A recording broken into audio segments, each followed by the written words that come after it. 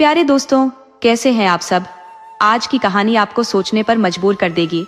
चलिए इस दिलचस्प सफर की शुरुआत करते हैं। बहुत समय पहले की बात है कि तेजता पर्वत पर एक विशाल घना वन स्थित था। इस वन के मध्य एक पुरातन महल खड़ा था, जहां एक भयावह प्रेतनी कालबांची निवास करती थी। उसकी उम्र लगभग 500 वर्ष की मानी जाती थी, परंतु वह आज भी अत्यंत युवा और सुंदर दिखाई देती थी। यह उसका रहस्य था। प्रत्येक 10 दिन बाद वह किसी नौजवान युवक या युवती का हृदय अपना आहार बनाती थी। यदि उसे समय पर यह आहार न मिले तो उसकी अवस्था वृद्धावस्था की ओर बढ़ने लगती थी। उसके बाल सफेद होने लगते, आंखें धंस जाती और त्वचा का रंग काला पड़ जाता। इसीलिए वह इस बात का विशेष ध्यान रखती थी कि वह अपनी अवस्था को बनाए रखने के लिए समय समय पर युवा हृदयों का सेवन करे। कुछ समय पूर्व कालबांची ने राजा कुशाग्रसेन के राज्य वेतालिक में कदम रखा। उसने वहां के वातावरण का भली भांति निरीक्षण किया और पाया कि यह स्थान उसके लिए अत्यंत अनुकूल है। यहाँ नौजवानों की प्रचुरता थी जो उसके भोजन का स्रोत बन सकते थे। कालबांची ने मन ही मन निश्चय किया कि वह इस राज्य में थोड़े समय के लिए रहेगी, क्योंकि यहाँ उसे हृदयों की कोई कमी नहीं होगी। अपनी गोपनीयता बनाए रखने हेतु दिन में वह एक सुंदर युवती का रूप धारण कर लेती और रात्रि में किसी वृक्ष पर विश्राम करती। कालबांची ने इस राज्य में निवास करने का दृढ़ संकल्प कर लिया और वहां रहने लगी। वह बहुत सहजता से नौजवानों को अपना शिकार बनाती और उनके हृदय को भक्षण कर लेती। वेतालिक राज्य में उसे अपना कार्य निपटाने में कोई कठिनाई नहीं थी और जब भी उसका मन करता वह किसी भी नौजवान का अंत कर देती थी। दिन ब दिन उसकी कांति और अधिक दैदीप्यमान होती जा रही थी।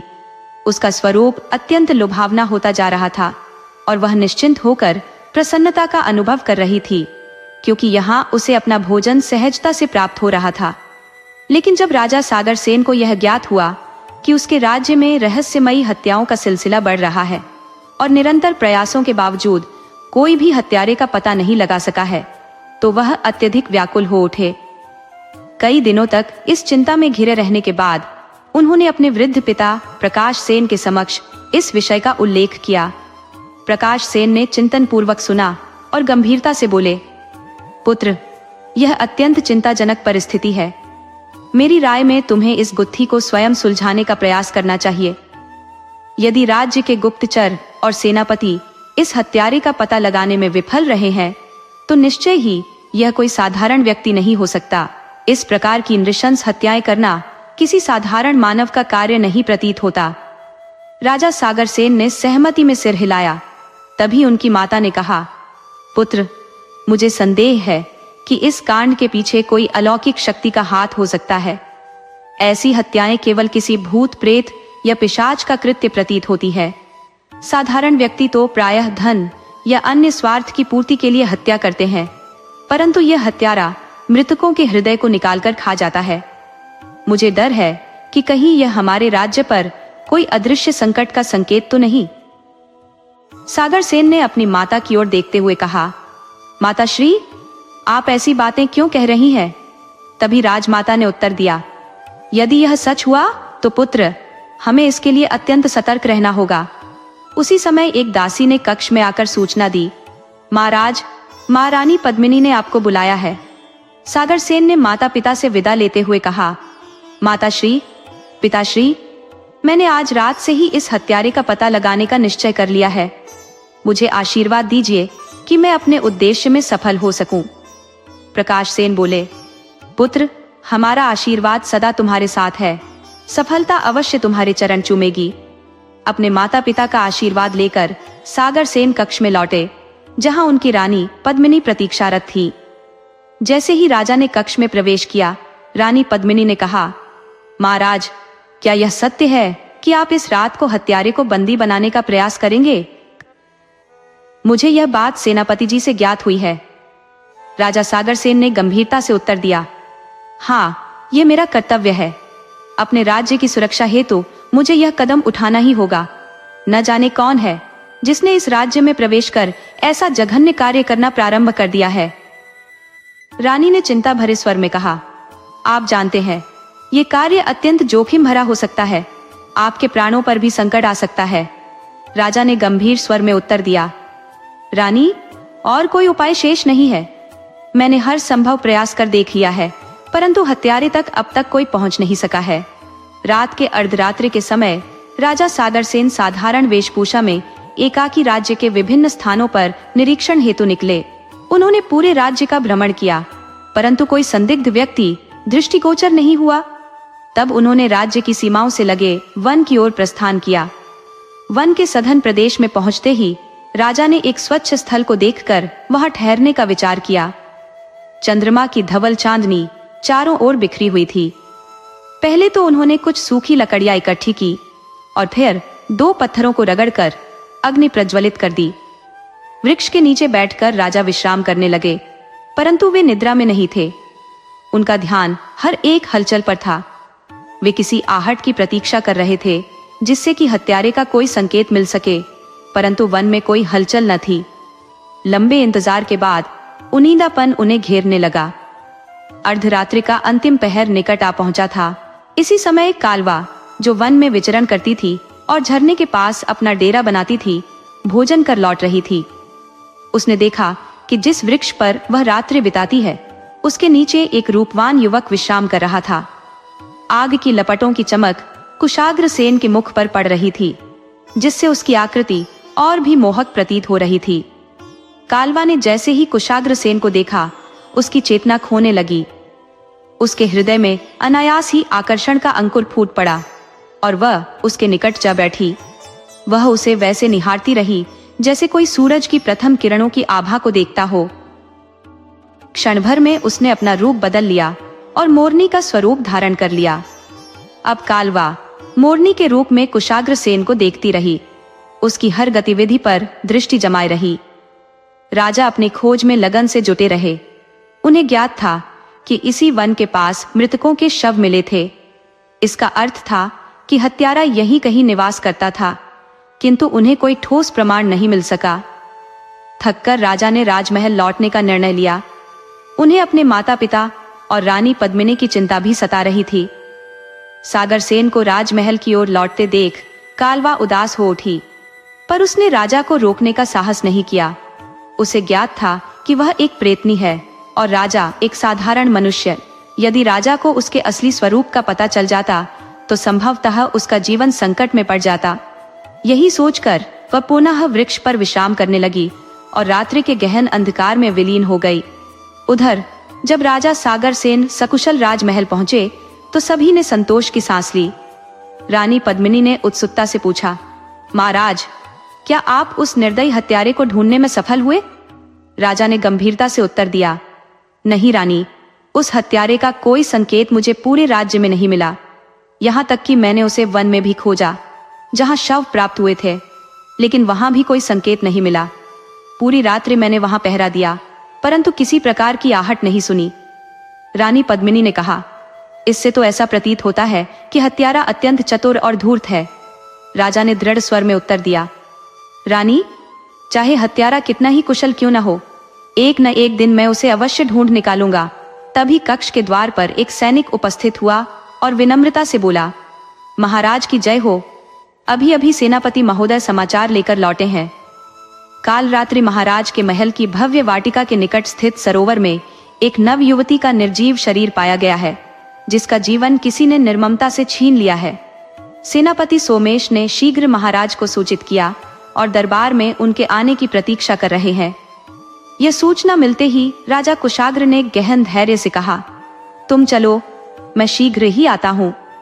राजा ने तत्परता से दरबार की ओर कदम बढ़ाए। दरबार पहुंचने पर सेनापति स्वामी चिंतित प्रतीक्षा में खड़े थे। महाराज को देख वे तुरंत प्रणाम करते हुए बोले, महाराज, आज फिर एक मृत शरीर मिला है और वह भी एक युवती का। इस पर महाराज ने गंभीरता से कहा, तो हत्यारा काल रात्रि महल के समीप ही था और मैं उसे वन में खोजता रहा। सेनापति ने उत्सुकता से पूछा, महाराज, आप अकेले ही सत्यापित करने क्यों पहुंचे? मुझे क्यों नहीं सूचित किया? महाराज गंभीर स्वर में बोले, सेनापति, इतना समय हमारे पास नहीं था। मैं साधारण वेश में था। अगर तुम्हें बताकर चल पड़ता तो राज्य की सुरक्षा का दायित्व कौन संभालता? यहाँ तुम्हारा रहना आवश्यक था। सेनापति चिंतित स्वर में बोले, किंतु महाराज, मेरे रहते भी यह दुर्भाग्यपूर्ण हत्या हो ही गई। इस पर महाराज ने उन्हें सांत्वना देते हुए कहा, सेनापति, इसमें आपकी कोई त्रुटि नहीं है। यह हत्यारा असाधारण चातुर्य रखता है। अब हमें उसकी खोज जंगल में नहीं, राज्य की सीमा के भीतर ही करनी होगी। सेनापति ने सहमति में सिर हिलाते हुए कहा, आप सत्य कह रहे हैं महाराज। आज रात्रि मैं और आप राजमहल की सुरक्षा के लिए स्वयं पहरा देंगे। महाराज के चेहरे पर संतोष के भाव उभरे। मैं जानता हूं सेनापति, आपसे मुझे यही अपेक्षा थी। इसके पश्चात दोनों ने एक रणनीति तैयार की और फिर अपने अपने कक्षों में प्रस्थान कर गए। रात्रि गहराते ही राजा साकरसेन और सेनापति सोमेश ने साधारण वेश धारण कर लिया और राजमहल के चारों ओर सतर्कता से सुरक्षा में जुट गए। आधी रात बीत जाने के बावजूद चारों ओर शांति ही छाई रही। कहीं भी कोई असामान्य गतिविधि दृष्टिगत नहीं हुई। उधर कालवाची का मन व्यथित था और वह एक वृक्ष की डाल पर मौन मयूरनी के रूप में विश्राम करती रही। इस प्रकार रात्रि बीत गई। भोर होते ही जब सूर्य की रक्तिम आभा आकाश में फैलने लगी और पक्षी चहचहाने लगे, राजा ने सेनापति से कहा, अब हमें राजमहल लौट चलना चाहिए। सेनापति ने सहमति प्रकट की और दोनों महल लौट आए। इस बार न तो राज्य में किसी हत्या की खबर मिली, न ही कोई नया संकेत मिला। राजा साकरसेन के लिए ये बात अप्रत्याशित थी। उनके मन में संदेह उठने लगा कि कहीं यह हत्यारा उनकी योजना को भांप तो नहीं गया। राजा कुशाग्रसन्न इस अनपेक्षित ठहराव से चिंतित थे और रात्रि भर विचार मग्न रहे। मन में एक आशंका घर कर गई कि कहीं सेनापति सोमेश तो उस कुटिल हत्यारे का गुप्तचर नहीं।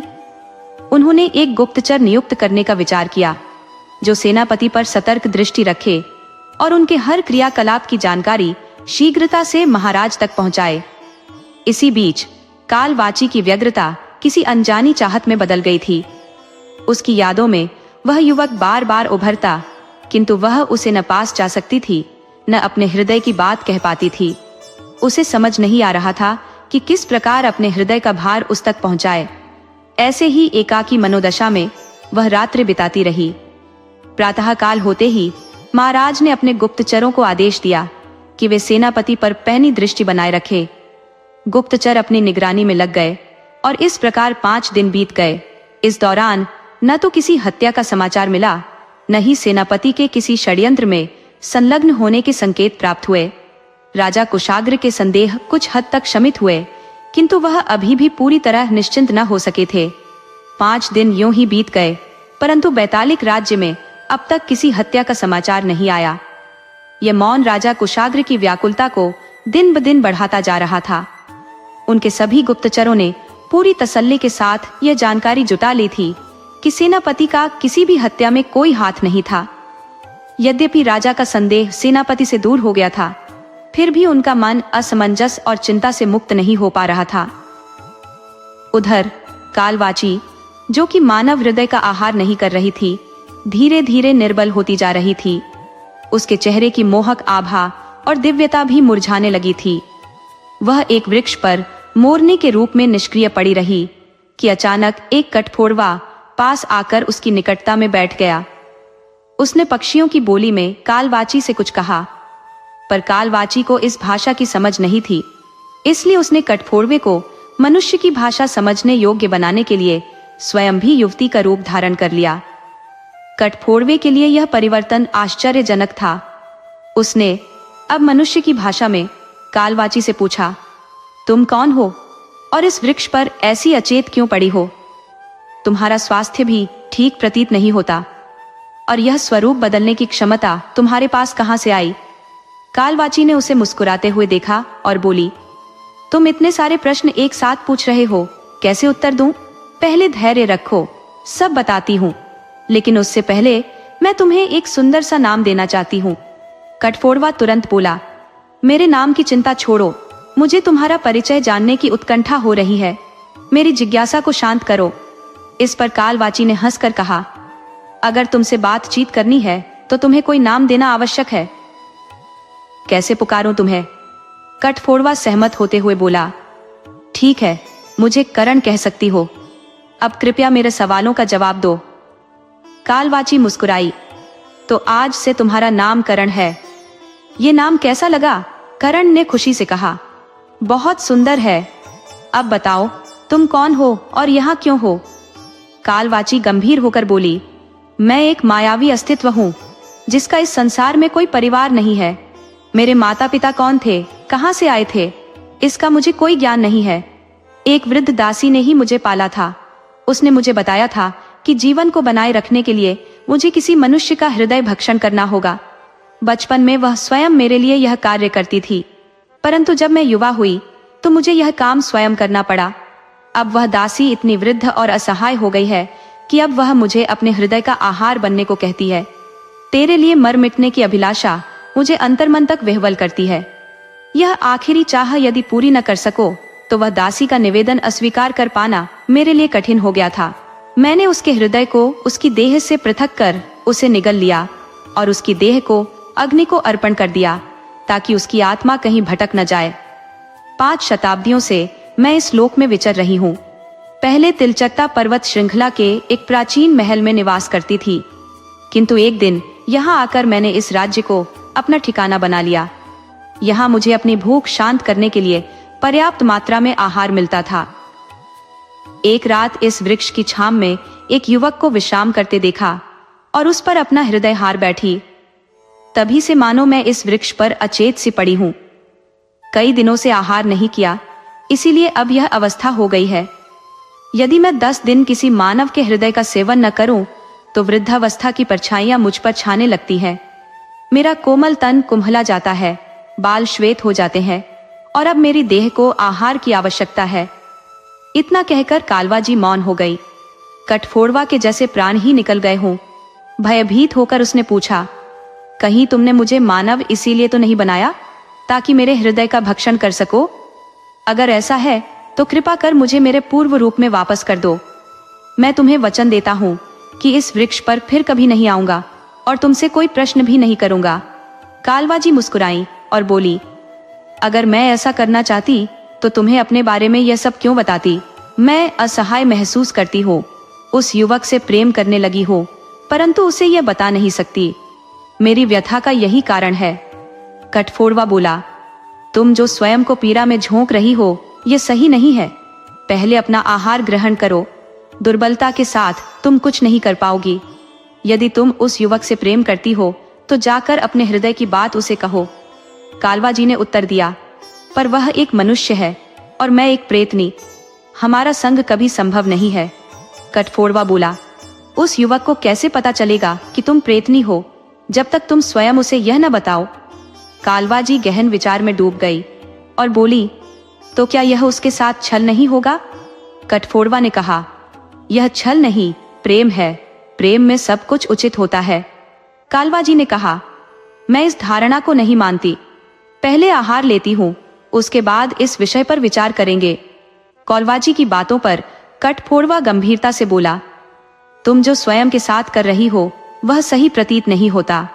खुद को स्वस्थ कर पाने का प्रयत्न किए बिना भला तुम्हें कौन सा सुख मिल सकेगा? सबसे पहले तुम्हें पोषण ग्रहण करना आवश्यक है। क्षण क्षण जो गुजर रहे हैं वे तुम्हारे तन को दुर्बल कर रहे हैं। कमजोर तन के साथ तुम अपनी इच्छाओं की पूर्ति में असमर्थ रहोगी। यदि उस युवक से प्रेम करती हो तो जाकर अपने भाव उसे व्यक्त करो। कालवाची ने धीरे से उत्तर दिया, लेकिन वह तो मनुष्य है और मैं प्रेतनी।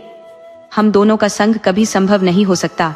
कठफोड़वा ने जवाब दिया, उस युवक को कैसे ज्ञात होगा कि तुम एक प्रेतनी हो जब तक कि तुम स्वयं उसे यह नहीं बताती? ये सुनकर कालवाची विचारों में खो गई और बोली, तो क्या यह उसके साथ छल नहीं होगा? कठफोड़वा ने कहा, यह छल नहीं, प्रेम है। प्रेम में हर पथ उचित होता है। कालवाची ने निराशा में कहा, मैं इस धारणा को नहीं मानती। कठफोड़वा ने सलाह दी, यह उचित समय नहीं है कि तुम्हें अपनी शक्ति को व्यर्थ गंवाना चाहिए। पहले अपना पोषण ग्रहण करो, फिर इस विषय पर बातचीत करेंगे। कालवाची ने सहमति जताई, किंतु अभी तो सांझ ही हुई है और मैं रात्रि में भोजन करने जाऊंगी। कठफोड़वा ने सिर हिलाते हुए कहा, तो फिर प्रातःकाल हम इस विषय पर चर्चा करेंगे। उस रात कालवाची नगर की ओर भोजन के लिए निकल पड़ी। उसने महल की अश्वशाला में पहरा देने वाले प्रहरी के हृदय को अपना भोजन बनाया भोजन के उपरांत उसका रूप और सौंदर्य पुनः निखर आया। प्रहरी का मृत शरीर वहीं छोड़कर वह वापस उसी वृक्ष पर लौट आई जहां कठफोड़वा विश्राम कर रहा था। प्रातः काल के आते ही राजमहल में भय और भी गहराने लगा। हत्यारा महल तक पहुंच चुका था और राजा सागरसेन की चिंताएं अधिक बढ़ चुकी थी। उन्होंने संकल्प लिया कि अब इस संकट का समाधान निकालना ही होगा। सागरसेन ने विचार किया, इस हत्यारे का साहस निरंतर बढ़ता जा रहा है। अब यह राजमहल तक आ पहुंचा है। उस रात राजा सागरसेन ने राज्य में गुप्त रूप से भ्रमण करने का निश्चय किया। सागरसेन ने वन के समीप एक स्वर सुना और उस दिशा में भागे, किंतु वहां पहुंचने पर उन्हें कोई आहट सुनाई नहीं दी। तब उन्होंने पत्थरों को रगड़कर अग्नि प्रज्वलित की और उसके प्रकाश में खोजबीन शुरू की। कुछ समय बाद उन्हें एक मानव का मृत शरीर मिला और उनका संदेह पक्का हो गया कि हत्यारा इसी स्थान के आसपास ही कहीं है। इस खोज में सफलता न मिलते देख उन्होंने उसी झरने के समीप वाले वृक्ष के नीचे रात बिताने का विचार किया, जहां पहले भी समय व्यतीत किया था। झरने के समीप पहुंचकर मशाल के उजाले में राजा आगे बढ़ते गए। थोड़ी देर में वे झरने के किनारे आ पहुंचे, जहां उन्हें वह वृक्ष दिखाई दिया जिसके नीचे मोरनी और कालवाची प्रसन्न मुद्रा में प्रतीक्षारत थे। मोरनी ने तत्परता से कठफोड़वे को जगाया और उसे बताया कि कोई आगंतुक आया है। कठफोड़वे ने अनमने ढंग से आंखें मसलते हुए पूछा, कौन है ये आगंतुक? कालवाची ने कहा, देखो, वही नवयुवक आया है जिससे मैं प्रेम करती हूँ। कठफोड़वे ने मशाल के प्रकाश में उस युवक की ओर दृष्टिपात किया और कालवाची से बोला, वास्तव में यह अत्यंत आकर्षक है। अब समझा कि तुमने इसके प्रति अपनी आत्मा क्यों समर्पित की। कालवाची मुस्कुराते हुए बोली, तो तुम्हें अब विश्वास हो गया? कठफोड़वे ने सहमति में सिर हिलाया और कहा, हाँ, अब विश्वास हुआ। कृपा करके अब मुझे भी विश्राम करने दो। कालवाची ने कहा, मुझे अब नींद नहीं आने वाली। कठफोड़वे ने उत्तर दिया, तो मैं तो चला सोने, तुम जागना चाहो तो जागो। यह कहकर कठफोड़वा पुनः निद्रा में लीन हो गया। वहीं वृक्ष की शाखाओं के बीच यह संवाद चल ही रहा था कि राजा ने अनजाने में इसे सुन लिया। उन्होंने सोचा कि इन प्राणियों का वार्तालाप उनकी समझ से परे है। तत्पश्चात राजा ने अपनी मशाल से लकड़ियों में आग प्रज्वलित की और वहीं विश्राम करने का प्रयास किया। रात भर उन्होंने अपनी आंखें खुली रखी ताकि किसी अप्रिय घटना से बचाव हो सके। जब भी नींद का आभास होता वे झरने पर जाकर मुख धो लेते। कालवाची भी रात्रि भर जागते हुए कुशाग्रता से राजा को देखती रही। जैसे ही सूर्य की पहली किरण धरती पर पड़ी, राजा ने राजमहल की ओर प्रस्थान करने का निश्चय किया। उन्हें जाता देख कालवाची ने कठफोड़वे को तुरंत जगाया और आदेश दिया, जाओ, उस युवक का पीछा करो और यह जानने का प्रयास करो कि वह कहाँ निवास करता है। कालवाची के आदेशानुसार कठफोड़वा शीघ्रता से उड़कर राजा के पीछे चल पड़ा। वह राजा की गतिविधियों पर दृष्टि जमाए रहा, परंतु राजा ने उस पर तनिक भी ध्यान नहीं दिया। राजमहल पहुंचने पर कठफोड़वा महल के सबसे ऊंचे कंगूरे पर बैठ गया और वहां से राजा की प्रत्येक गतिविधि का बारीकी से निरीक्षण करने लगा। कुछ ही समय में उसे ज्ञात हो गया कि यह युवक कोई साधारण व्यक्ति नहीं, बल्कि एक विशेष सामर्थ्यवान पुरुष है। ये वही तालिक राज्य का राजा है जो उस रहस्यमयी हत्यारे की खोज में वन में भटकता फिर रहा था, जिसने राज्य में कई लोगों का अंत कर दिया। अब कठफोड़वा चिंता में पड़ गया कि वह इस सत्य को कालवाची के सम्मुख कैसे प्रस्तुत करेगा। विचारमग्न कठफोड़वा पुनः उड़ चला और सीधे राजमहल लौटकर साहस बटोरते हुए उसने राजा पोशाक सैन की सारी जानकारी कालवाची को बता दी। ये सुनकर कालवाची का हृदय चिंता से भर उठा और वह असमंजस में पड़ गई। सोचने लगी कि काश उसे यह सत्य ज्ञात ही न हुआ होता।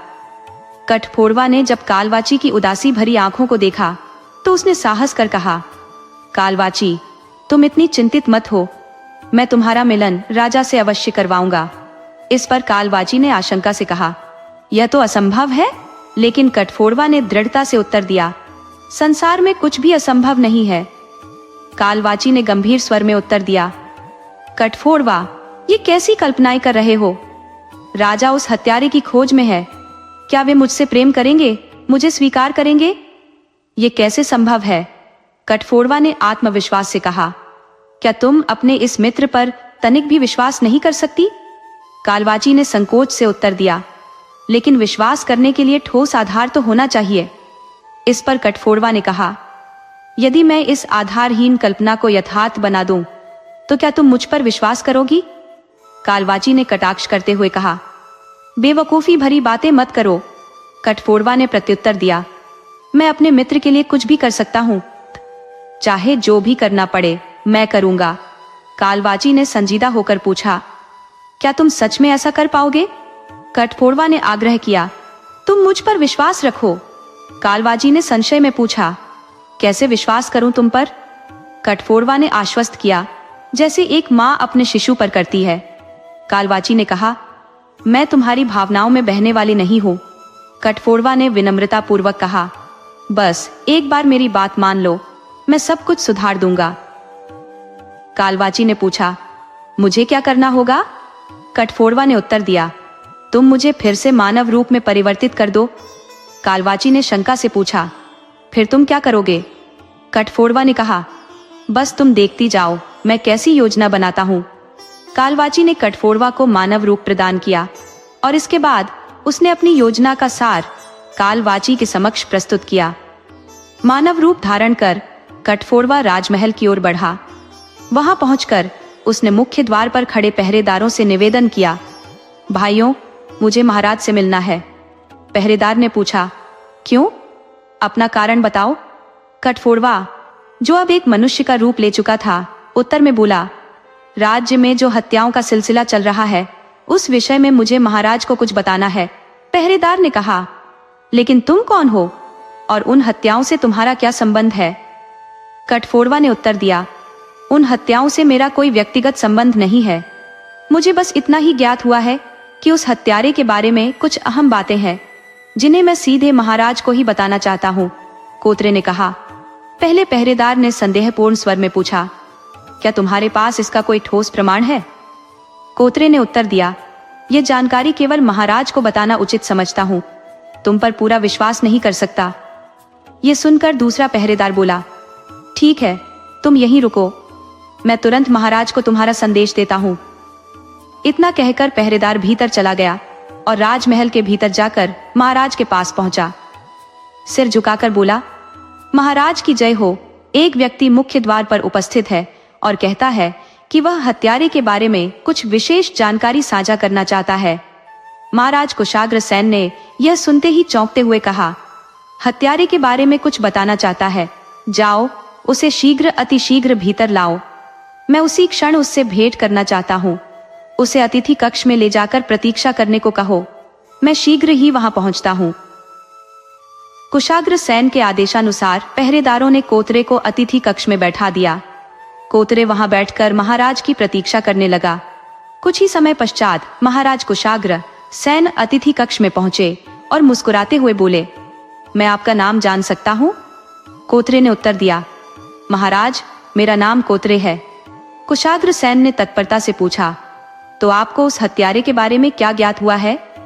कोतरे ने जवाब दिया, महाराज, मैंने केवल इतना सुना है कि उस हत्यारे को एक युवती ने देखा था। उसी युवती ने मुझसे इस विषय में बात की थी। महाराज ने उत्सुकता से पूछा, वह युवती कहाँ है? क्या तुम उसके निवास स्थान के बारे में जानते हो? कोतरे ने कहा, महाराज, वह मुझे वन में मिली थी और तभी उसने मुझसे इस विषय में चर्चा की थी, परंतु उसका स्थायी निवास स्थान मुझे ज्ञात नहीं है।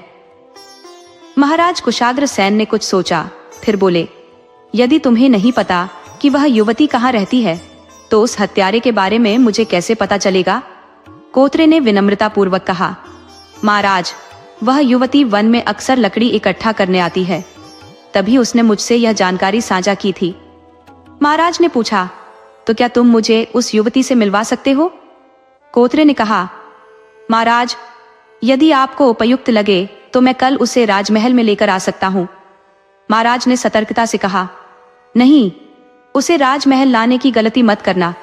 मैं नहीं चाहता कि इस मामले की भनक किसी और को लगे।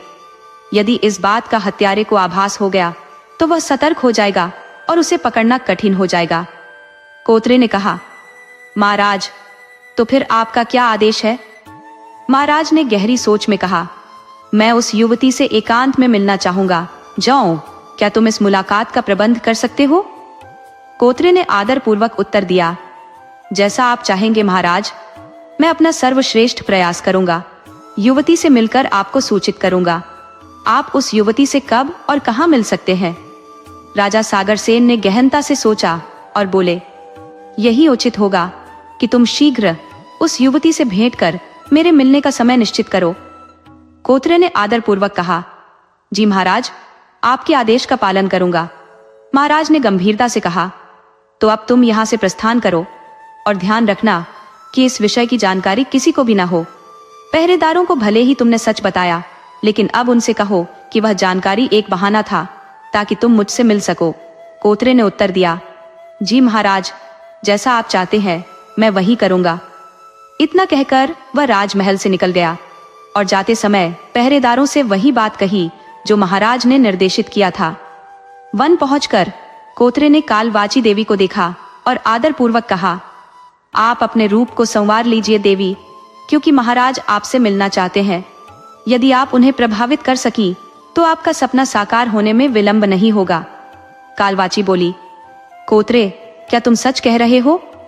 कोत्रे ने दृढ़ता से कहा, हाँ कालवाची देवी, मैं सच कह रहा हूँ। कालवाची संकोच में बोली, परंतु मैं महाराज के समक्ष कैसे जाऊंगी? मेरे पास इतना साहस नहीं है। कोत्रे ने उसे साहस बंधाते हुए कहा, साहस तो आपको ही दिखाना होगा कालवाची देवी। उसने हल्की सांस लेते हुए उत्तर दिया, ठीक है, मैं प्रयास करूंगी, किंतु महाराज मुझसे कब मिलना चाहते हैं? कोत्रे ने कहा, जब भी आप कहें मैं उन्हें संदेश भेज दूंगा कि वह आपसे कल ही मिल सकते हैं। कालवाची ने कुछ सोचा और कहा, ठीक है, मुझे विचार करने दो। और वे वार्तालाप करने लगे। उधर शाम का समय हो चला था और राजमहल में महाराज कुशाग्र सेन अपने कक्ष में चिंतित होकर टहल रहे थे। उनकी रानी पद्मनी ने उनसे पूछा, महाराज, आप इतने चिंतित क्यों प्रतीत हो रही हैं? राजा कुशाग्र सेन गहरी सांस लेते हुए बोले, रानी, क्या कहूं, राज्य में हो रही इन घटनाओं का कोई समाधान नहीं सूझ रहा है। आए दिन हत्याएं हो रही हैं और मैं कुछ भी नहीं कर पा रहा हूं। कैसे पकड़ूं इस हत्यारे को? रानी पद्मनी ने राजा की ओर देखा और सुझाव दिया, महाराज, आपने कहा था कि पिछले रात्रि किसी का शव वन में मिला था, तो क्यों ना आप फिर से उसी स्थान पर जाकर उस हत्यारे को ढूंढे? राजा कुशाग्र सेन ने उत्तर दिया, पिछली रात्रि भर में वन में ही था, किंतु वहां कोई भी संदिग्ध गतिविधि दिखाई नहीं दी। तब रानी पद्मनी ने कहा, उस स्थान पर फिर से जाने में क्या हानि है? आप एक बार जाकर देखिए तो सही, शायद वहां कुछ प्रमाण मिल जाए। राजा कुशाग्र सेन ने सहमति में सिर हिलाते हुए कहा, हाँ रानी, जैसा आप कहती हैं, मैं एक बार फिर से प्रयास करता हूँ। यदि आज रात को कुछ संकेत मिला तो समझूंगा कि मेरी मेहनत रंग ला रही है। रानी पद्मनी मुस्कुराते हुए बोली, मुझे आप पर पूर्ण विश्वास है, आप अवश्य सफलता प्राप्त करेंगे। राजा ने प्रत्युत्तर दिया, यदि ऐसा हुआ तो मेरे राज्य में पुनः समृद्धि का संचार होगा। इस पर रानी पद्मनी ने कहा, ऐसा ही होगा महाराज, आप इस राज्य को पुनः सुख शांति की ओर ले जाएंगे। जिस राज्य का राजा अपने प्रजाजनों की इतनी चिंता करता है, वहां कभी भी विपत्ति का वास नहीं हो सकता। इस प्रकार उनके बीच यह वार्ता चलती रही और रात्रि का समय हो गया। तब राजा सागरसेन वन की ओर प्रस्थान कर गए। उस रात भी वे उसी जलप्रपात के निकट स्थित कक्ष के नीचे विश्राम के लिए ठहरे। उस रात भोजन की तलाश में बाज पक्षी वृक्ष से नीचे नहीं उतरा, क्योंकि उसे अगले 2-3 दिनों तक भोजन की आवश्यकता नहीं थी। कोत्रे वही मौजूद था, मोरनी और कठोर वेही बने हुए। कालवाची की दृष्टि राजा सागर असैन्य पर थी। उसकी आंखों में एक अनकही व्याकुलता झलक रही थी। नौत्रे कालवा से बोला, चलो इस वृक्ष से उतरकर दूर चलते हैं। कालवाची ने पूछा, पर क्यों? मैं कहीं नहीं जाने वाली, मैं यहीं से राजा को देखूंगी। कोत्रे ने मुस्कुराते हुए कहा, मैं तुम्हारी समस्या का समाधान करने जा रहा हूँ। कालवाची ने उत्सुकता से पूछा, भला तुम ये कैसे करोगे? क्या तुम कोई जादूगर हो? कोत्रे ने शांतिपूर्वक कहा, पहले मेरे साथ उड़ चलो, फिर अपनी योजना तुम्हें बताता हूँ। कालवा ने उसकी बात मानी और उसके साथ उड़ चली। कुछ दूर जाकर कोतरे ने कहा, यह स्थान ठीक है, अब तुम मुझे एक मनुष्य का रूप दे दो और स्वयं को एक सुंदर युवती का रूप। कालवाची ने पूछा, परंतु क्यों? कोतरे ने उत्तर दिया, पहले तुम रूप तो बदलो। कालवाची ने दोनों का रूपांतरण कर दिया। इसके पश्चात कोतरे बोला, अब हमें एक मसाला जलाना होगा और उस स्थान पर चलना होगा जहां राजा विश्राम कर रहे हैं। कालवाची ने असहमति जताई, मैं वहां नहीं जाऊंगी। कोतरे ने दृढ़ता से कहा, तुम्हें जलना होगा, क्यों नहीं जाना चाहती? मैं तुम्हें राजा से मिलवाना चाहता हूं और तुम हो कि तैयार ही नहीं हो। कालवाची बोली, तुमने मुझसे समय मांगा था पर तुम यह कार्य इतनी जल्दी करने जा रहे हो। कोतरे ने मुस्कुराते हुए कहा, यह शीघ्रता मेरी नहीं, तुम्हारी ही है, तुम ही व्याकुल हो रही हो। कालवाची ने प्रश्न किया, क्या वहां जाना अनिवार्य है? कोतरे ने धीरे से कहा, मुझसे क्यों पूछ रही हो, अपने हृदय से पूछो। कोतरे की बात मानकर कालवाची कुशाग्र शहर के निकट पहुंची, जहां कोतरे ने कुशाग्र सहन के सामने अभिनय करते हुए अपना वचन निभाया। महाराज, यहाँ उपस्थित पाकर मुझे सुखद अनुभूति हो रही है, कोतरे ने निवेदन किया। राजा ने गंभीर स्वर में पूछा, किंतु तुम्हें किसने बताया कि मैं यहाँ हूँ? और यह स्त्री कौन है जो मुख दूसरी ओर करके खड़ी है? कोतरे ने उत्तर दिया, मुझे आभास था कि आपसे यहीं भेंट होगी। कल रात एक मृत देह मिली थी और यह वही युवती है जिसने उस दुष्ट का साक्षात्कार किया था। मार्ग में संयोगवश मिली तो सोचा आपसे इसका संवाद करवाऊं। भयभीत है, अतः मुख उधर के खड़ी है। कोतरे ने युवती से कहा, बेटी, मुख महाराज की ओर करो, वे तुमसे कुछ प्रश्न पूछना चाहते हैं। कालवाची ने इस आदेश का पालन किया और जैसे ही उसने राजा की ओर दृष्टि उठाई, उनका मुख विस्मय से स्थिर हो गया। ऐसा प्रतीत हुआ मानो समय ठहर गया हो। राजा उसकी सुंदरता में इतने विभोर हो गए कि दृष्टि हटाना भूल गए। उधर कालवाची ने जैसे ही सागर सेन के नेत्रों से अपनी दृष्टि मिलाई, लज्जा के कारण उसने तुरंत अपनी पलकें झुका ली। राजा सागर सेन भी उसे तन्मयता से निहार रहे थे। मौन को भंग करते हुए कोतरे ने राजा से कहा, महाराज, इसका नाम कालिंदी है, ये उस पार एक कुटिया में रहती है। दुर्भाग्य की मारी यह स्त्री अत्यंत निर्धन है और पर्याप्त भोजन भी इसे सुलभ नहीं है। मुझे इस पर दया आ गई महाराज, कोतरे ने कहा, और इसीलिए मैंने इसे आपके बारे में बताया। मैंने कहा कि वैतालिक राज्य के राजा सागर सेन अत्यंत दयालु हृदय के हैं और निश्चित ही आपकी सहायता करेंगे, परंतु इसे मेरे शब्दों पर यकीन ही नहीं हुआ, अतः मैंने इसे आपके पास लाने का निश्चय किया। आपकी दयालुता और इसकी दुर्दशा देखकर आप अवश्य कुछ उपाय करेंगे। मैंने ठीक किया? नहीं महाराज, राजा सागर सेन ने सहमति में सिर हिलाया। हाँ, तुमने ठीक किया, कोतरे ने अपनी चिंता प्रकट करते हुए कहा। मुझे भय है महाराज, इस युवती का वन में निवास है, कहीं इसकी सुरक्षा पर कोई संकट ना आ जाए। इस पर राजा ने सोचा, तो इसके संरक्षण हेतु क्या किया जाए? कोतरे ने सुझाव दिया, महाराज, क्यों न इसे राजमहल में दासी बनाकर अपने संग ले जाया जाए? राजा ने विचारपूर्ण स्वर में कहा, ऐसा करना अभी संभव नहीं प्रतीत होता। कोतरे ने उत्सुकता से पूछा, महाराज, परंतु क्यों? राजा ने उत्तर दिया, क्योंकि इतनी शीघ्रता में किसी पर विश्वास नहीं किया जा सकता। मैं तो इसे जानता तक नहीं हूं। कोतरे ने निवेदन किया, महाराज, इसे मात्र एक असहाय और निर्धन युवती समझे। इसके पास कोई अपना नहीं, वन में निराश्रित और भटकने को विवश है। अनाथ होने के दुर्भाग्य के साथ ही न जाने इस पर और कितने कष्ट विराजमान है। हो सकता है कि इसकी हत्या की योजना भी उस हत्यारे ने रची हो जिसने कल की घटना को अंजाम दिया था। राजा ने गंभीरता से कहा, बहुत हुआ।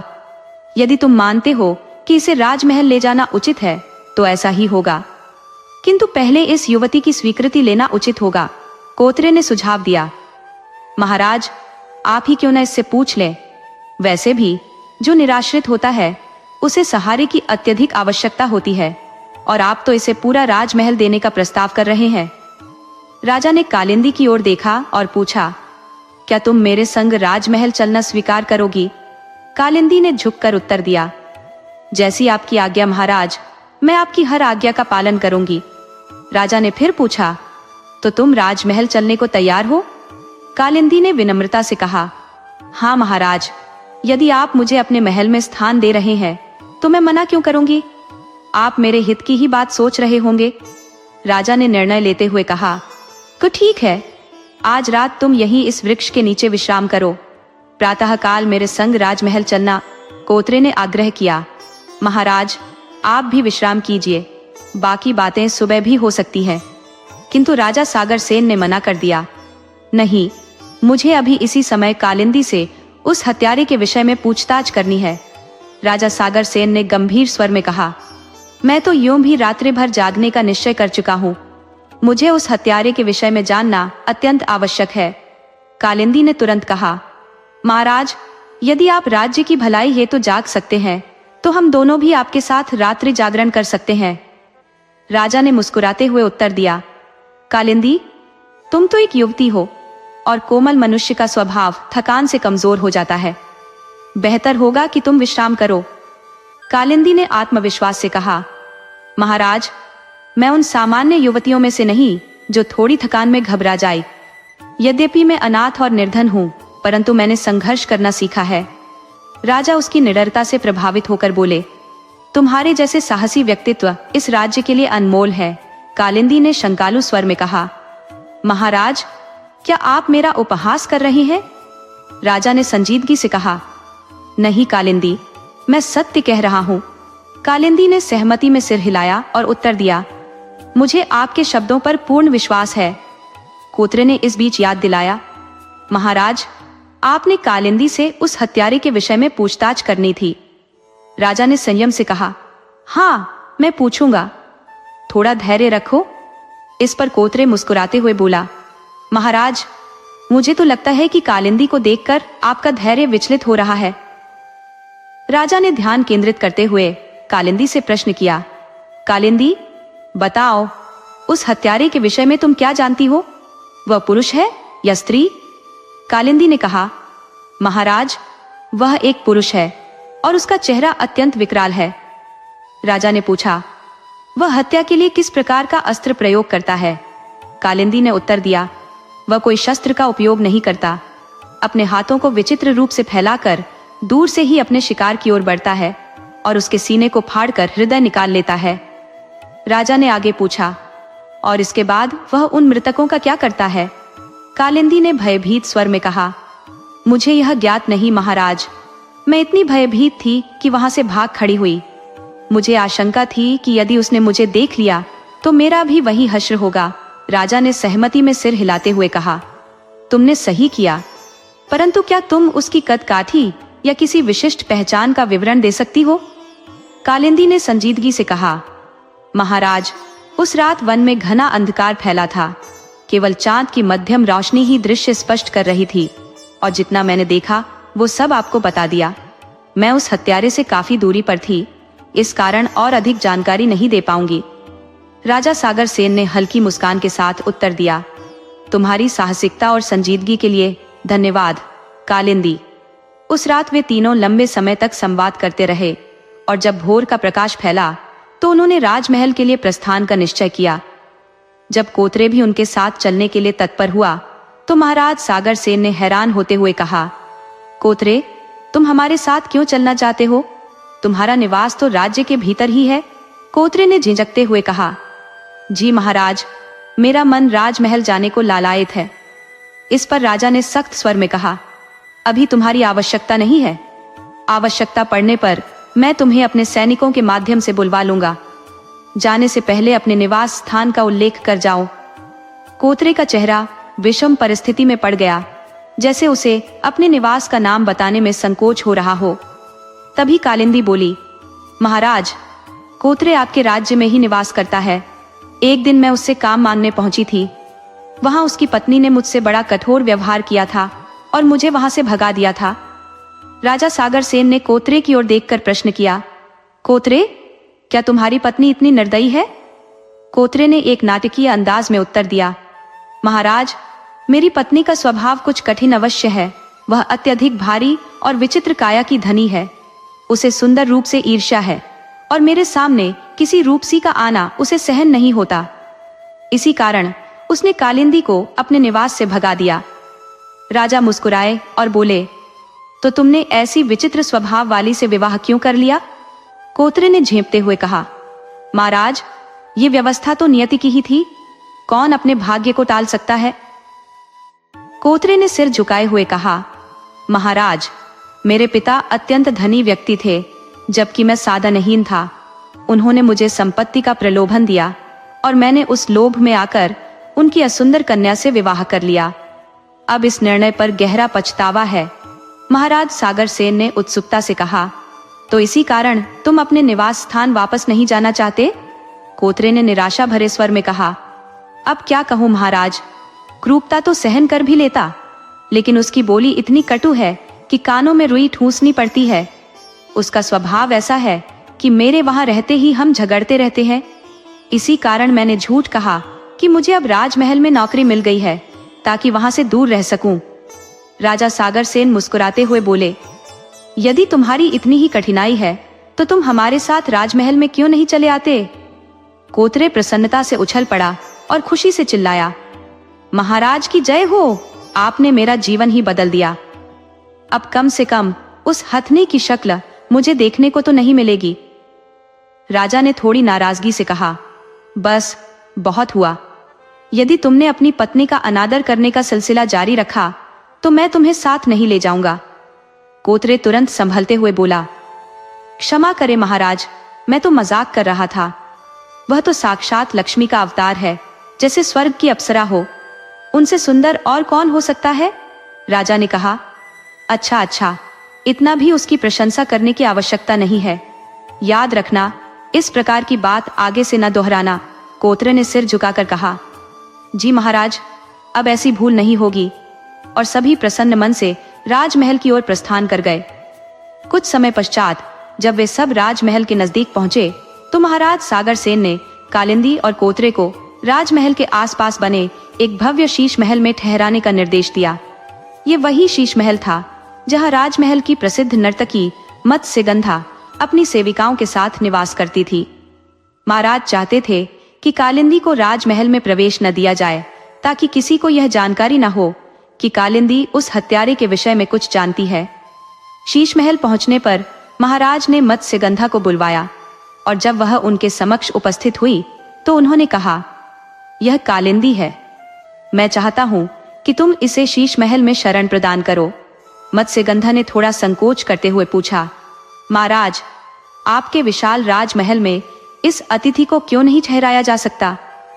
इस पर राजा सागर सेन ने गंभीरता से कहा, यह एक व्यक्तिगत मामला है और राज्य के निवासी मेरे आदेश का पालन करने के लिए बाध्य हैं। इस पर किसी प्रश्न की आवश्यकता नहीं है। मत्स्यगंधा ने सिर झुकाकर कहा, आपकी आज्ञा का पालन अवश्य होगा महाराज। इस प्रकार कालिंदी और कोतरे दोनों को शीश महल में शरण दी गई। दोनों इस शाही आतिथ्य से अत्यंत प्रसन्न थे। कालिंदी के लिए एक अलग कक्ष का प्रबंध किया गया और राजा ने उनके लिए कीमती आभूषण और रेशमी वस्त्र भी भेजे। हालांकि जब मत्स्यगंधा की सेविका भोजन लेकर कालिंदी के कक्ष में पहुंची तो कालिंदी ने भोजन लेने से इनकार कर दिया। उधर कोतरे ने भी भोजन अस्वीकार कर दिया। मत्स्यगंधा यह सुनकर चकित रह गई। उसने अनुमान लगाया कि शायद वे साधारण जन है और ऐसे समृद्ध भोजन के अभ्यस्त नहीं होंगे, इसीलिए अगले दिन उनके लिए सामान्य भोजन भिजवाया। किंतु इस साधारण भोजन को भी दोनों ने ग्रहण नहीं किया। दरअसल कालिंदी स्वयं एक कालवाची थी जो साधारण मानव आहार ग्रहण नहीं कर सकती थी, और कोतरे एक कठफोड़वा था जिसके बारे में मत्स्यगंधा अनजान थी। यह स्थिति मत्स्यगंधा के लिए चिंता का कारण बन गई और उसने इस विषय पर महाराज से संवाद करने का निश्चय किया।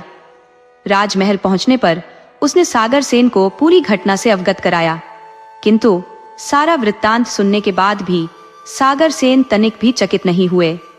उन्होंने शांति से कहा, मत्स्यगंधा, वह एक निर्धन कन्या है। उसके भाग्य में 2 वक्त का भोजन भी शायद ही लिखा था। जीवन भर भूखी रहकर सोने की आदत पड़ गई होगी और अब अचानक इतना राजसी भोजन देखकर उसकी रुचि नहीं बन पाई होगी। मत्स्यगंधा ने संदेह व्यक्त करते हुए कहा, महाराज, यह कैसे संभव है? उन्हें 2 दिन हो चुके हैं और उन्होंने कुछ भी ग्रहण नहीं किया है। कोई इतना समय बिना भोजन के कैसे रह सकता है? सागर सेन ने गहरी सोच में कहा। यह तो सचमुच चिंता का विषय है। मत्स्यगंधा बोली। यही बात कहने के लिए ही तो मैं आपके पास आई हूँ। उसी समय महारानी पद्मिनी का कक्ष में प्रवेश हुआ। उन्होंने मत्स्यगंधा से उसकी उपस्थिति का कारण पूछा तो मत्स्यगंधा ने उन्हें पूरी स्थिति बताई। यह सुनकर पद्मिनी को आश्चर्य हुआ और उन्होंने महाराज से कहा, महाराज, कहीं ऐसा तो नहीं कि कालिंदी के रूप में हमने किसी संकट को आमंत्रित कर लिया हो? महाराज सागर सेन गंभीर होकर बोले, यह स्थिति तो अब जटिल होती जा रही है। मुझे भी कालिंदी को लेकर चिंता होने लगी है। मत्स्यगंधा ने पूछा, अब हमें क्या करना चाहिए महाराज?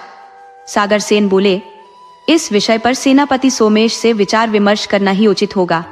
उसी समय कक्ष में प्रवेश के लिए सेनापति सोमेश ने अनुमति मांगी। महाराज ने उन्हें भीतर बुलाया और सेनापति ने आकर सूचना दी, महाराज, बीती रात एक युवक की निर्मम हत्या हो गई है। हत्यारे ने उसके हृदय को भी निकाल लिया। यह सुनकर महाराज सागर सेन की चिंता और बढ़ गई। सेनापति सोमेश बोले, महाराज, इस विषय पर गंभीरता से विचार करना आवश्यक है। अब उस हत्यारे को पकड़ना अनिवार्य हो गया है। हम यूं हाथ पर हाथ धरकर नहीं बैठ सकते। तभी मत्स्यगंधा ने पूछा, सेनापति सोमेश, आप इतने व्यग्र क्यों हैं? क्या उस हत्यारे को पकड़ना वास्तव में इतना कठिन है? सेनापति ने क्षणिक आश्चर्य में पूछा, मत्स्यगंधा, आप यहाँ कैसे?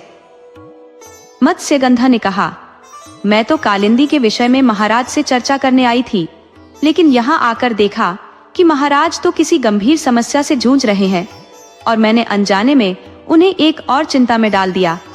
तब सेनापति सोमेश ने कहा, महाराज, क्या इससे बड़ी और कोई समस्या हो सकती है? लेकिन कृपया मुझे भी बताएं, राजनर्तकी को कौन सी कठिनाई आन पड़ी है? सेनापति ने मत्स्यगंधा से पूछा। महाराज, गणपति सोमेश, बात यह है कि 2 दिन पहले महाराज मेरे शीश महल में एक युवती को लाए थे जिसका नाम कालिंदी है। समस्या यह है कि वह भोजन नहीं करती और इसका कारण हमें नहीं पता। सेनापति ने चिंतित होकर कहा, लेकिन महाराज, आपने इस विषय में मुझे कुछ नहीं बताया। महाराज ने उत्तर दिया, सच तो यह है सेनापति कि मुझे तुम्हें बताने का अवसर ही नहीं मिला और इसके अतिरिक्त मैं चाहता था कि यह बात गोपनीय रहे। तब सेनापति ने कहा, महाराज, लेकिन ऐसी बात जो चिंता का विषय बन जाए उसे किसी और से नहीं, लेकिन राज्य के सेनापति से अवश्य साझा किया जा सकता है।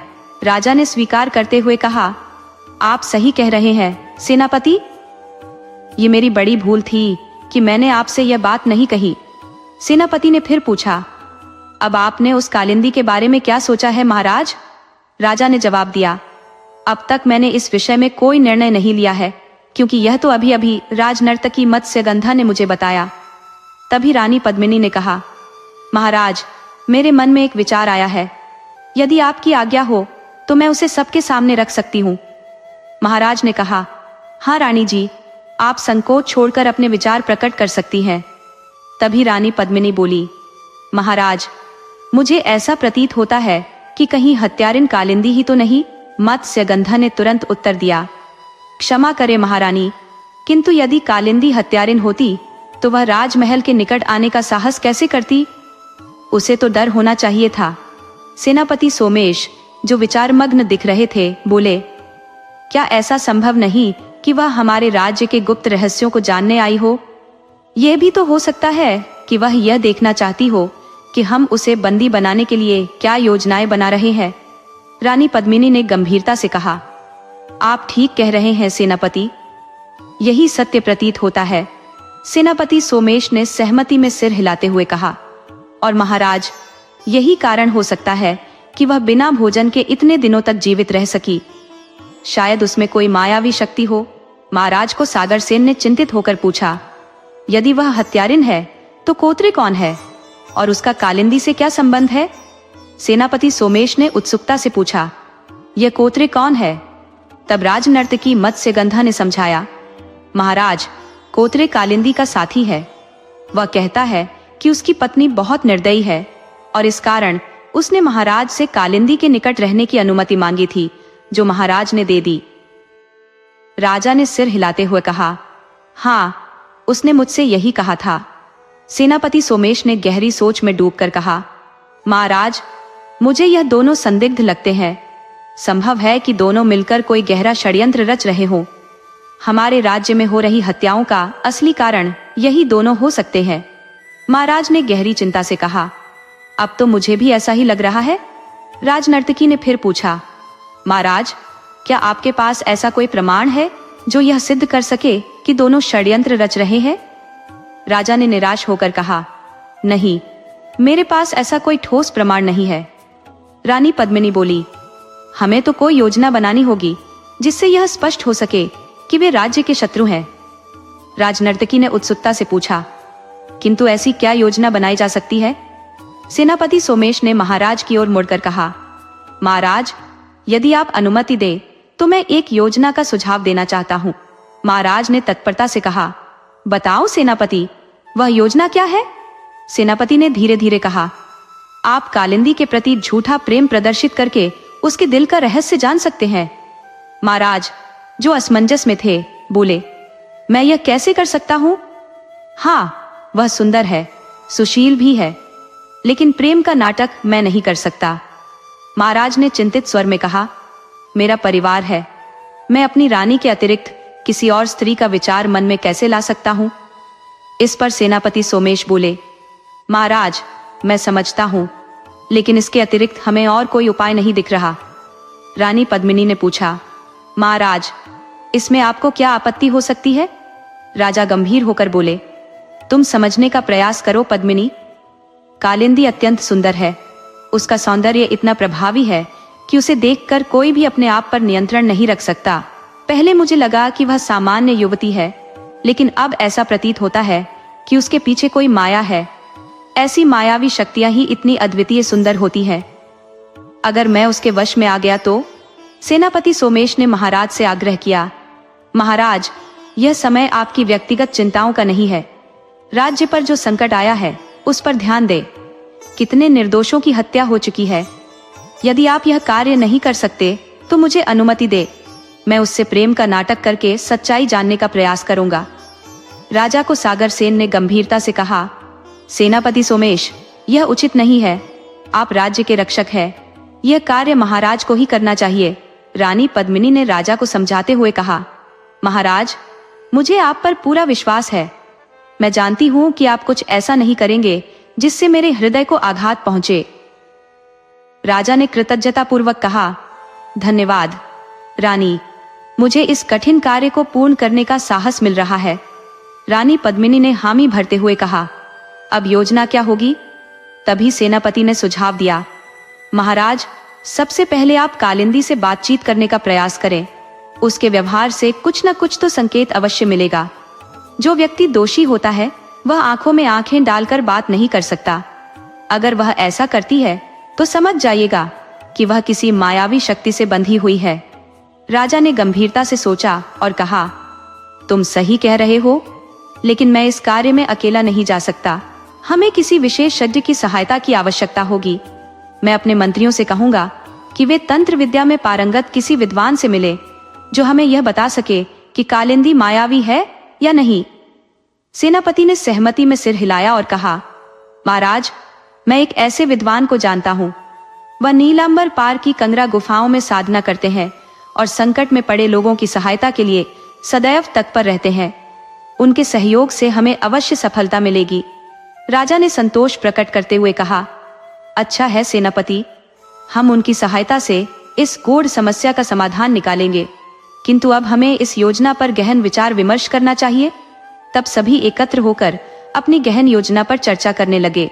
विचार विमर्श के उपरांत सेनापति और सौर की राजनर्तकी मत्स्यगंधा दोनों अपने अपने निवास स्थान की ओर प्रस्थान कर गए। रानी पद्मिनी और राजा सागरसेन भी अपने कक्ष में रात्रि के आगमन की प्रतीक्षा करने लगे। जैसे ही रात ढली, रानी पद्मिनी ने दासी से कहकर राजा कुशाग्र सहन के लिए भोजन का प्रबंध करवाया। राजा सागरसेन भोजन पर बैठे और रानी पद्मिनी उन्हें पंखा झलने लगी। महाराज सागरसेन ने शीघ्रता से भोजन किया और फिर रानी पद्मिनी को एक विशेष संकेत दिया जिससे योजना का एक महत्वपूर्ण कार्य पूर्ण हो सके। रानी पद्मिनी भोजनालय में पहुंची, जहां उन्होंने कुछ खाद्य पत्रों को सावधानी से लपेटा। और राजा सागर सेन के पास आ गई। राजा कुशाग्र सेन ने पत्रकों में संलग्न भोजन ग्रहण किया और राजमहल से बाहर निकलकर शीश महल की दिशा में अग्रसर हो गए। घना अंधकार छाया हुआ था। दूर किसी कोठरी में उल्लू की आवाजें गूंज रही थी, परंतु राजा सागर सेन निडर होकर अपने पथ पर बढ़ते गए। कुछ समय पश्चात वे शीश महल पहुंच गए और कालिंदी के कक्ष में प्रवेश किया। अचानक उन्हें अपने कक्ष में देखकर कालिंदी कुछ विस्मित हो गई।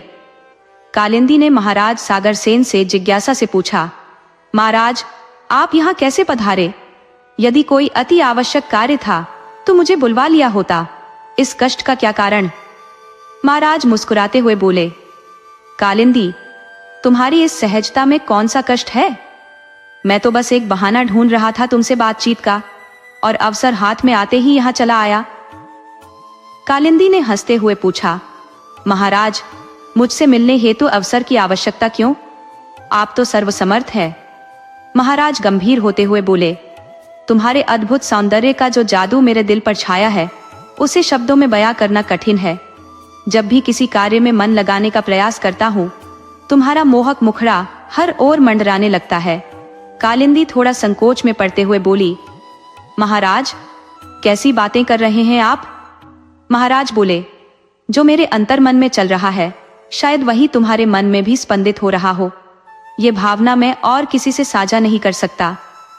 कालिंदी लज्जा में झुकते हुए बोली, महाराज, आपकी बातें मैं समझ रही हूँ, परंतु मैं आपकी रानी नहीं हूँ। ये मुझसे न कहे। आपकी रानी मुझे इस कठिन स्थिति में मत डालिए। महाराज ने उसे सांत्वना देते हुए कहा, यह कोई कठिनाई नहीं कालिंदी, यह प्रेम है। क्या तुम मेरे हृदय में झांक कर इसे अनुभव नहीं कर सकती? कालिंदी ने पूछा, क्या आप अपनी रानी से प्रेम नहीं करते?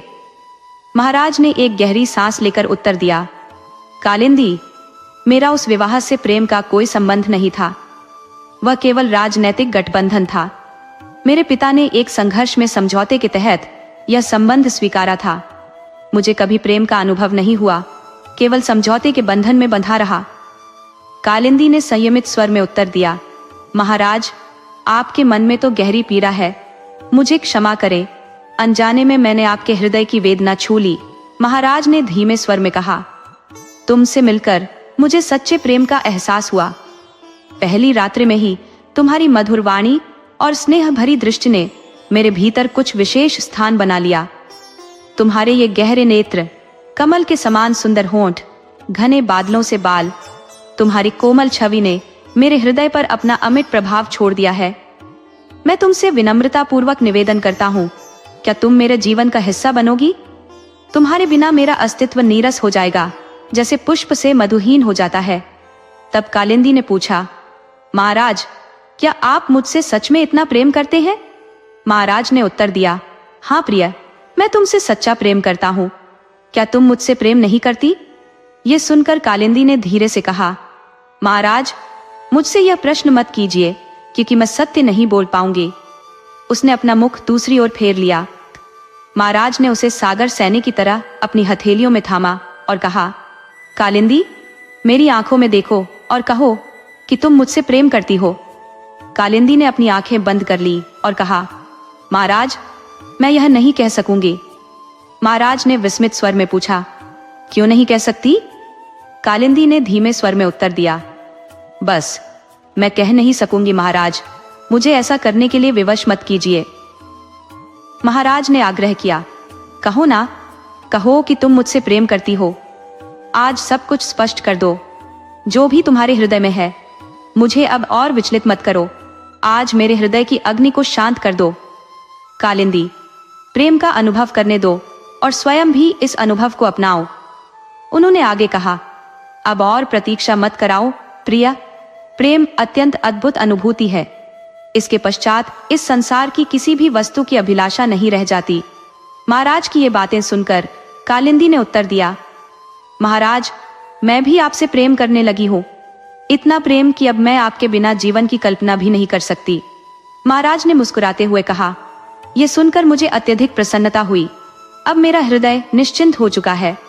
तब महाराज ने कालिंदी से पूछा, कालिंदी, क्या तुम सच में मुझसे प्रेम करती हो?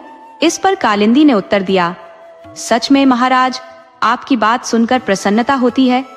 महाराज बोले, कालिंदी, तुम्हारे मुख से यह सुनकर मैं अत्यंत प्रसन्न हुआ हूँ। कालिंदी ने कहा, महाराज, आप यहाँ इतने समय से मेरे कक्ष में हैं।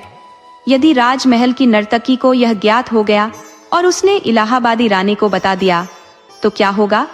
महाराज ने हंसते हुए उत्तर दिया, मैं रानी से कहकर आया था कि मैं अपने विशिष्ट अतिथियों के लिए भोजन लेकर जा रहा हूँ, क्योंकि आज का भोजन विशेष स्वादिष्ट था। मैंने सोचा कि इतना स्वादिष्ट भोजन तुम्हें भी ग्रहण करना चाहिए, इसलिए यह कष्ट उठाया। कालिंदी ने उत्तर दिया, महाराज, आपने हमारे लिए भोजन लाने का कष्ट उठाया, यह आपकी उदारता को दर्शाता है, किंतु हम दोनों पहले ही भोजन ग्रहण कर चुके हैं। महाराज मुस्कुराते हुए बोले, कोई बात नहीं कालिंदी, मैं तुमसे मिलने आया हूँ, चलो हम उस व्यक्ति के कक्ष में चलते हैं। कालिंदी थोड़ी घबराई और बोली, पर महाराज, वह तो अब तक सो गया होगा। राजा ने कहा, कोई बात नहीं, हम उसे जगा लेंगे। कालिंदी ने कहा, इसकी आवश्यकता क्यों है? महाराज बोले, अब जब मैं यहाँ तक आ ही गया हूँ तो उससे भेंट किए बिना लौटना उचित नहीं होगा। यदि उसे यह ज्ञात हुआ कि मैं यहाँ आया था और उसे भेंट किए बिना चला गया तो उसे बुरा लगेगा। कालिंदी ने सिर हिलाते हुए कहा, जैसी आपकी इच्छा महाराज। और फिर वे दोनों उस कक्ष की ओर बढ़ चले। कक्ष के समक्ष पहुंचकर महाराज ने कहा, किवाड़ खोलो, मैं महाराज स्वयं आया हूँ। किंतु भीतर से कोई उत्तर नहीं आया। तब महाराज ने स्वयं ही किवाड़ खोला और भीतर प्रवेश किया। वहां उन्होंने देखा कि एक कठफोड़वा बिस्तर पर लेटा हुआ है। यह दृश्य देखकर महाराज अचंभित हो उठे। उन्होंने कालिंदी की ओर मुड़कर कहा, यह क्या है? यहाँ तो कोई मनुष्य नहीं, केवल यह पक्षी है। कालिंदी इस स्थिति में भयभीत हो उठी और तुरंत कुछ नहीं कह पाई। महाराज ने ऊंचे स्वर में पूछा, कालिंदी, मेरे प्रश्न का उत्तर क्यों नहीं देती? डरते हुए कालिंदी ने कहा, जी महाराज, वह बाहर गया हुआ है। महाराज ने कठोरता से कहा, रात्रि में वह बाहर क्यों गया? कालिंदी ने उत्तर दिया, वह अपनी पत्नी से मिलने गया है। महाराज ने संदेहपूर्वक कहा, यदि वह अपने निवास स्थान गया है तो मुझे झूठ बोलने की आवश्यकता क्यों पड़ी? ये कठफोड़वा यहाँ कैसे आया? कालिंदी ने एक और झूठ गढ़ा, ये उसका पालतू पक्षी है। महाराज के चेहरे पर क्रोध स्पष्ट था और उन्होंने कालिंदी की बात को गंभीरता से लिया। यही तो उसकी पत्नी का संदेश लेकर आया था। महाराज को सागर सिंह ने क्रोधपूर्ण स्वर में कहा, यदि यह उसका पालतू पक्षी है तो उसकी संग क्यों नहीं गया? कालिंदी ने उत्तर दिया, उसने इसे यहाँ छोड़ दिया। महाराज ने तिरस्कार भरे स्वर में कहा, तुम जानो और कोतरे जाने, न जाने तुम दोनों ने क्या स्वांग रच रखा है। मैं यहाँ और नहीं ठहर सकता। इतना कहकर महाराज तेज कदमों से राजमहल की ओर चल पड़े। बाहर आते ही उन्होंने मन ही मन एक अजीब संतोष का अनुभव किया और मुस्कुराए। आज तो प्राण बच गए। अगर कोतरे मेरे कक्ष में उपस्थित होता तो मैं उस मायावी से कैसे छुटकारा पाता। वह सोचने लगे, क्या मुझे सच में किसी पर विश्वास करना चाहिए? ये सभी घटनाएं, वे रहस्यमयी हत्याएं, इन सब के पीछे कौन हो सकता है? और कालिंदी जो कहती है कि कोतरे अपनी पत्नी से मिलने गया था, ये बात कुछ विचित्र लगती है। क्या माया झूठ बोल रही है? मुझे इस रहस्य की तह तक जाना ही होगा। इन विचारों में खोए हुए महाराज अनजाने ही अग्रसेन राजमहल पहुंच गए। जैसे ही वे भीतर पहुंचे, उन्होंने रानी पद्मिनी से यह समस्त घटना कह सुनाई। रानी ने गहन चिंतन करते हुए कहा, महाराज, सतर्क रहिएगा। हो सकता है कि यह कोई मायाजाल हो और आपके प्राण संकट में पड़ सकते हैं। महाराज ने गंभीरता से उत्तर दिया, आप सत्य कहती हैं महारानी, किंतु राज्य की सुरक्षा हेतु मुझे इस संकट का सामना करना ही पड़ेगा। इसके पश्चात दोनों इस विषय पर चर्चा करते रहे और रात ढलने पर सो गए। प्रातः काल महाराज अभी जागे भी नहीं थे कि द्वारपाल ने कक्ष के बाहर आकर घोषणा की, महाराज की जय हो। राज नर्तकी मत्स्यगंधा आपसे शीघ्र भेंट करना चाहती है। इस समाचार को सुनते ही महाराज और महारानी दोनों जाग उठे। महाराज ने अपने कक्ष से ही कहा, उन्हें तुरंत मेरे कक्ष में भेज दो। कुछ ही क्षणों बाद राज नर्तकी और सेनापति महाराज के कक्ष में उपस्थित हुए। महाराज ने दोनों का अभिवादन स्वीकार किया और पूछा, यह क्या बात है? आप दोनों इस समय यहाँ कैसे पधारे? महाराज खुशहाल सिंह ने उत्तर दिया, ठीक है, कल रात जब मैं शीश महल गया था, मैंने कोतरे से मिलने की इच्छा जताई और देखा कि वह विचलित हो गया। इससे यह स्पष्ट हुआ कि वह मनुष्य नहीं, वास्तव में कठफोड़वा है। उस समय मैंने क्रोध का प्रदर्शन किया और शीश महल से बाहर आ गया। पहले सोचा कि मत्स्यगंधा को सब कुछ बता दूं ताकि वह सचेत हो सके, परंतु फिर लगा कहीं कालिंदी ने हमें बातें करते हुए देख लिया तो उसे मुझ पर संदेह हो जाएगा कि मैं प्रेम का ढोंग कर रहा हूं। बोली, जी महाराज, आपने सही निर्णय लिया, किंतु यह जानकर तो और अचंभा होता है कि एक कठफोड़वा जो आपको अपनी प्रेमिका बनाना चाहता है, आपके शुष्क और कठोर व्यवहार के कारण असमंजस में है। सेनापति गंगा यह सुनकर हंसते हुए बोली, आप भी चिंता न करें, परंतु इस स्थिति ने मुझे भी बेचैन कर रखा है। न जाने अब शीश महल में उस पिशाचिनी के आगमन के बाद कोई भी जीवित बचेगा या नहीं। यह चौथा दिन है और वह अब तक भोजन नहीं कर पाई है। सेनापति की चिंता स्पष्ट थी। ये तो एक गंभीर स्थिति है। मत्स्यगंधा ने सहमति में सिर हिलाया। हाँ, यही कहने का प्रयास कर रही थी। शीश महल के प्राणी वास्तविक संकट में है। तब रानी पद्मिनी ने अपनी दृष्टि गंभीरता से ऊपर उठाई। यदि कालिंदी को राजमहल में लाया जाए तो क्या यह उचित होगा?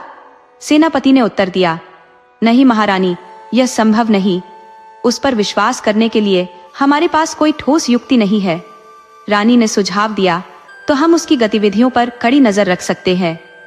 सेनापति ने अपनी आवाज गंभीरता में डुबोते हुए कहा, महारानी, इतना बड़ा जोखिम उठाने की आवश्यकता नहीं है। रानी पद्मिनी सोच में पड़ गई। फिर और क्या कर सकते हैं? ऐसा प्रतीत होता है कि हमारे पास कोई अन्य मार्ग नहीं बचा है। सेनापति ने स्थिति का विश्लेषण करते हुए कहा, हम बस कान भोजन बाबा के आगमन की प्रतीक्षा कर सकते हैं।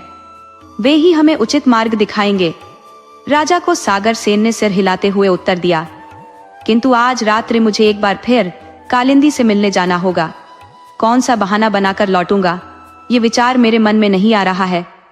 राजा नर्तकी ने चुटकी ली, महाराज, यदि वह आपकी प्रेमिका है और यह आपकी समस्या है तो हम भला क्या कर सकते हैं? उसकी बात पर सभी मुस्कुरा उठे। कुछ समय बाद एक योजना बनाई गई और इसके पश्चात सेनापति और राजनर्तकी मत्स्यगंधा अपने अपने निवास लौट गए। राजा सागर सेन बड़ी कठिनाई से रात्रि की प्रतीक्षा कर रहे थे। जब रात आई, उन्होंने रानी पद्मिनी से चर्चा की और शीश महल की ओर प्रस्थान किया। शीश महल पहुंचने के उपरांत वह कालिंदी के कक्ष की ओर बढ़े और किवाड़ पर धीमे से दस्तक दी, कालिंदी, कालिंदी। परंतु भीतर से कोई उत्तर नहीं आया। उन्होंने पुनः प्रयास किया, किंतु कोई प्रतिक्रिया न मिलने पर किवाड़ खोलकर अंदर प्रवेश किया। कक्ष में टिमटिमाते हुए दीमकों की रोशनी चारों ओर फैली हुई थी और खिड़की खुली हुई थी, लेकिन वहां कालिंदी का कोई अता पता नहीं था। बिछौना अब भी निष्प्राण था। स्नान गृह के दरवाजे अध खुले थे, जिसका तात्पर्य था कि कक्ष में किसी का भी अस्तित्व नहीं था। ये देख महाराज सागरसेन तीव्र गति से राजनर्तकी मत्स्यगंधा के कक्ष की ओर बढ़े। वहां पहुंचते ही उन्होंने पुकारा, मत्स्यगंधा, शीघ्र द्वार खोलिए। महाराज सागरसेन का स्वर सुनते ही मत्स्यगंधा ने दरवाजा खोला और धीरे से बोली, महाराज, आप यहाँ? कहीं कालिंदी ने हमें देख लिया तो वह हमारी युक्ति पर संशय कर उठेगी। महाराज मुस्कुराए और बोले, वह यहाँ होगी तभी तो देखेगी। मत्स्यगंधा उनके कथन का तात्पर्य नहीं समझ सकी। महाराज ने स्पष्ट करते हुए कहा, मैंने देखा है कि कालिंदी अपने कक्ष में नहीं है। निश्चय ही वह अपने भोजन हेतु निकली होगी। आज के दिन किसी न किसी का भाग्य ही पलटेगा। मत्स्यगंधा घबराकर बोली, यह तो विकट परिस्थिति है, अब क्या किया जाए? महाराज गंभीर स्वर में बोले, इस परिस्थिति में निष्क्रिय बैठे रहना तो संभव नहीं। पूजा और गोत्र के प्रश्न पर विचार करना आवश्यक है। महाराज ने आगे कहा, कालिंदी को मैंने अपने कक्ष में नहीं पाया। अब हमें उसके आसपास के स्थानों की छानबीन करनी चाहिए। मत्स्यगंधा सहमति में सिर हिलाती हुई बोली, चलिए कक्ष के आसपास देख लेते हैं। बिना विलंब किए वे दोनों साथ चल पड़े। कुछ दूर चलते ही गलियारे में उन्हें कालिंदी दिखाई दी। कालिंदी ने भी महाराज सागरसेन को मत्स्यगंधा के साथ देख लिया और उसे देखते ही ईर्ष्या से जल उठी। किंतु उसने मौन साध लिया और बिना कुछ कहे महाराज के समीप आकर पूछने लगी, आप कहाँ चले गए थे महाराज? मैंने आपके कक्ष में खोजा और जब आप वहां नहीं मिले तो राज नर्तकी से पूछने चली गई थी। महाराज बोले, मुझे कक्ष का सन्नाटा असहज लगने लगा था। बाहर का खुला आकाश ही मुझे स्वाभाविक लगता है, भीतर तो बस निरंतर बेचैनी सी अनुभव होती है। उनकी बात सुन महाराज क्षण भर रुक गए, फिर अपनी बात अधूरी छोड़कर कालिंदी की ओर मुड़ते हुए बोले, तो आखिरकार मैंने सोचा। लेकिन महाराज के इस रुके वाक्य ने कालिंदी को विचलित कर दिया और उसने तीव्रता से पूछा, क्या सोचा महाराज? आपने कुछ तो अनुमान लगाया होगा। महाराज सहजता से बोले, मैंने सोचा कि महल का जीवन तुम्हें प्रिय नहीं रहा और शायद तुम यहां से प्रस्थान करना चाहती होगी। ये सुनते ही कालिंदी ने प्रत्युत्तर दिया, महाराज, आपकी आज्ञा के बिना मैं यहां से बाहर कैसे जा सकती हूं? इस पर महाराज ने शांत भाव से पूछा, मत्स्यगंधा कहाँ है? क्या वह अपने कक्ष में है? कालिंदी ने उत्तर दिया, महाराज, वह अपने कक्ष में ही होगी। मुझे अब गहरी नींद आ रही है, अतः मैं भी विश्राम करने जा रही हूं। इतना कहकर वह अपने कक्ष की ओर चली गई, क्योंकि वह नहीं चाहती थी कि महाराज की योजनाओं में किसी प्रकार की विघ्न उत्पन्न हो। मत्स्यगंधा के जाने के उपरांत महाराज ने कालिंदी का हाथ पकड़कर धीरे से कहा, तुम्हारे इस प्रकार अदृश्य हो जाने से मैं अत्यधिक चिंतित हो गया था। यह सुन कालिंदी ने अपने हाथ को झटकते हुए एक क्रोधित स्वर में कहा, इसीलिए जब आपने मुझे अपने कक्ष में नहीं पाया तो आप मत्स्यगंधा के पास चले गए। मुझे सब ज्ञात है महाराज, आप मुझसे कोई सच्चा प्रेम नहीं करते। पुरुषों का स्वभाव ही ऐसा होता है, विवाह किसी से, स्नेह किसी और से और रासलीला किसी और से। पुरुषों पर भरोसा करना तो व्यर्थ है। महाराज गंभीरता से बोले, प्रिय, जो तुमने देखा वह वास्तविकता नहीं थी। मत्स्यगंधा तो प्रतिदिन अनेक पुरुषों के सम्मुख अपने नृत्य का प्रदर्शन करती है। कितने ही पुरुष उसे पाने की लालसा रखते हैं, परंतु मेरे हृदय में उसके लिए कोई स्थान नहीं। मुझे तो तुम्हारे जैसे गुणों से संपन्न, सुंदर और साम्यता से ओतप्रोत संगिनी चाहिए। इस संसार में तुमसे अधिक योग्य कोई नहीं। कालिंदी ने शंकित स्वर में पूछा, आप सत्य कह रहे हैं महाराज? राजा सागर सेन ने अपनी बात को पुष्ट करते हुए कहा, प्रिय, यही सत्य है। आओ चलकर हम इस विषय पर और वार्ता करें। महाराज बोले, तो चलो उसके कक्ष में चलकर कुछ समय वार्ता कर लेते हैं। कालिंदी ने सहमति जताते हुए कहा, यदि आपकी यही इच्छा है तो अवश्य चलिए। दोनों कोतेरे के कक्ष की ओर बढ़े। महाराज ने किवाड़ों पर दस्तक दी।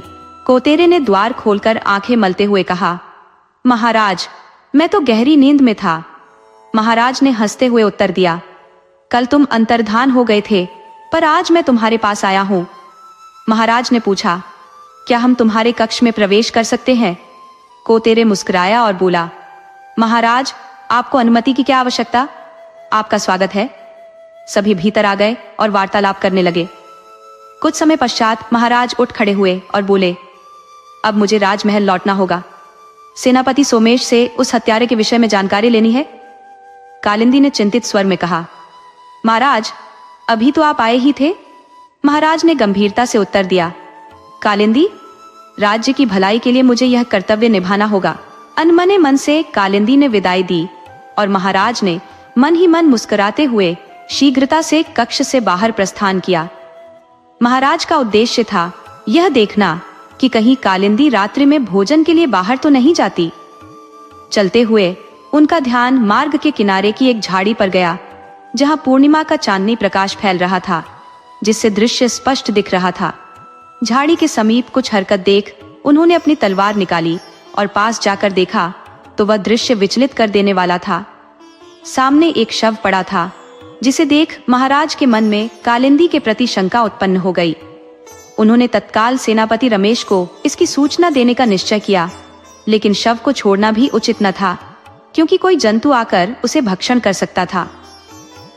महाराज ने राजमहल लौटने का विचार छोड़ दिया और वहीं पर रात्रि बिताने का निश्चय किया। वृक्षों की छाया में बैठ उन्होंने रात्रि के समाप्त होने की प्रतीक्षा की। ठंडी रात में बिना आग जलाए वहां ठहरना कठिन था, पर महाराज ने साहस से काम लिया और झाड़ियों के समीप ही बैठ गए, सतर्कता से हर दिशा में नजर रखते हुए। जैसे प्रातः का इंतजार ही उनके धैर्य की परीक्षा ले रहा हो। महाराज को वहां बैठे काफी समय हो चुका था, लेकिन उनकी आंखों में जागृति थी, हालांकि नींद उन पर हावी हो रही थी। तभी सेनापति सोमेश उनके समीप आ पहुंचे। उन्होंने चिंतित स्वर में पूछा, महाराज, क्या आप कुशल हैं? महाराज ने हैरानी से कहा, हाँ, मैं ठीक हूं, पर तुम्हें कैसे पता चला कि मैं यहाँ हूं?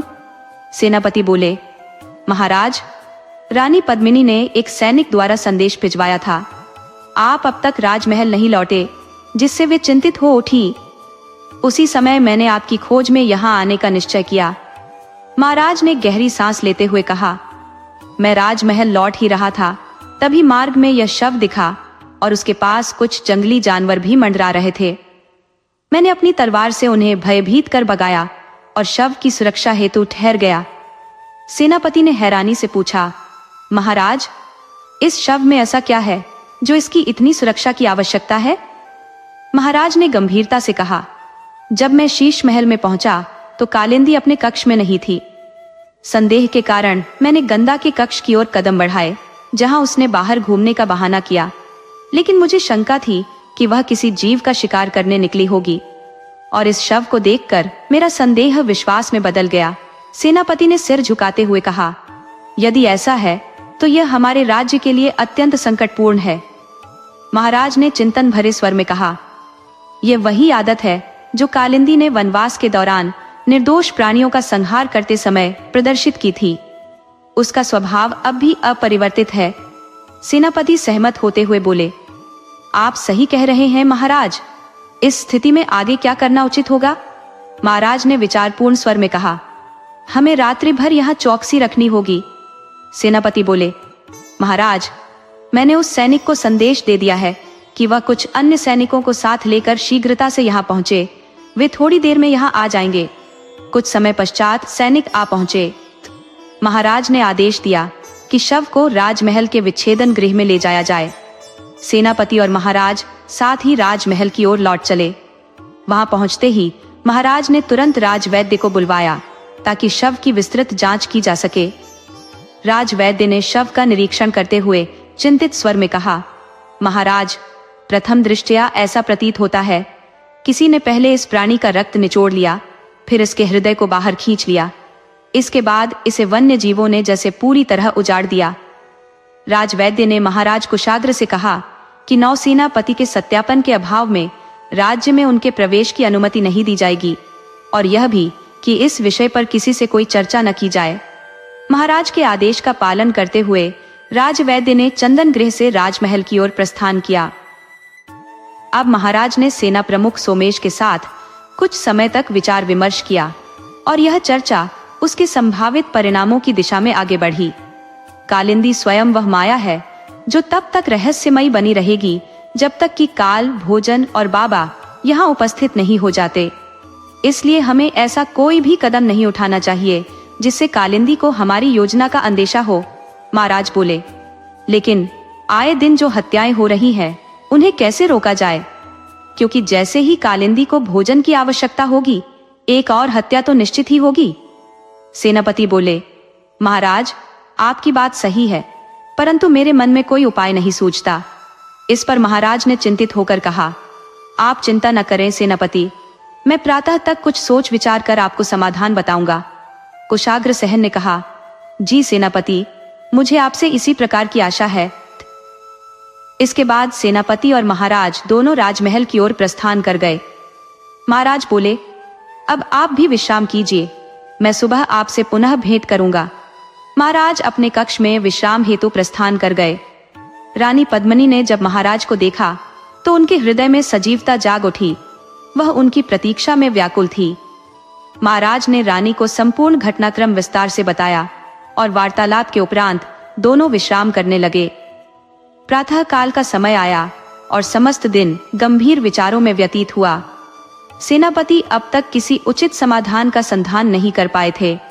सायंकाल होते ही रात्रि के आगमन के साथ ही संपूर्ण महल भय की छाया में घिरने लगा। महाराज ने गंभीरता पूर्वक कहा, सागर सेना के गहन निरीक्षण का यही समय उपयुक्त होगा। इस पर सेनापति ने उत्तर दिया, महाराज, आज आधी रात के पश्चात हम इस गूढ़ रहस्य की ओर प्रस्थान करेंगे। मैं भी आपके साथ रहूंगा। आप महल के भीतरी हिस्सों में प्रवेश करें और मैं बाह्य क्षेत्रों का निरीक्षण करूंगा। महाराज ने स्वीकृति में सिर हिलाया और कहा, जैसा तुम उचित समझो। रात्रि का अर्धांश बीत चुका था और संपूर्ण महल गहरी निद्रा में लिप्त था। शीशमेल के सभी सदस्य निद्रा के अधीन थे। अचानक कालावाची अपनी शैया से उठी और कक्ष से बाहर निकल गलियारे में आ पहुंची। उसने एक एक कर सभी दीपकों को बुझाना आरंभ किया और फिर वह मत्स्यगंधा के कक्ष के समीप पहुंची। धीरे से पुकारा, मत्स्यगंधा, द्वार खोलो।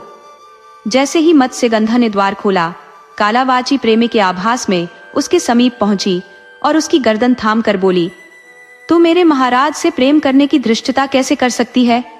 कालावाची ने अपनी पकड़ कस ली।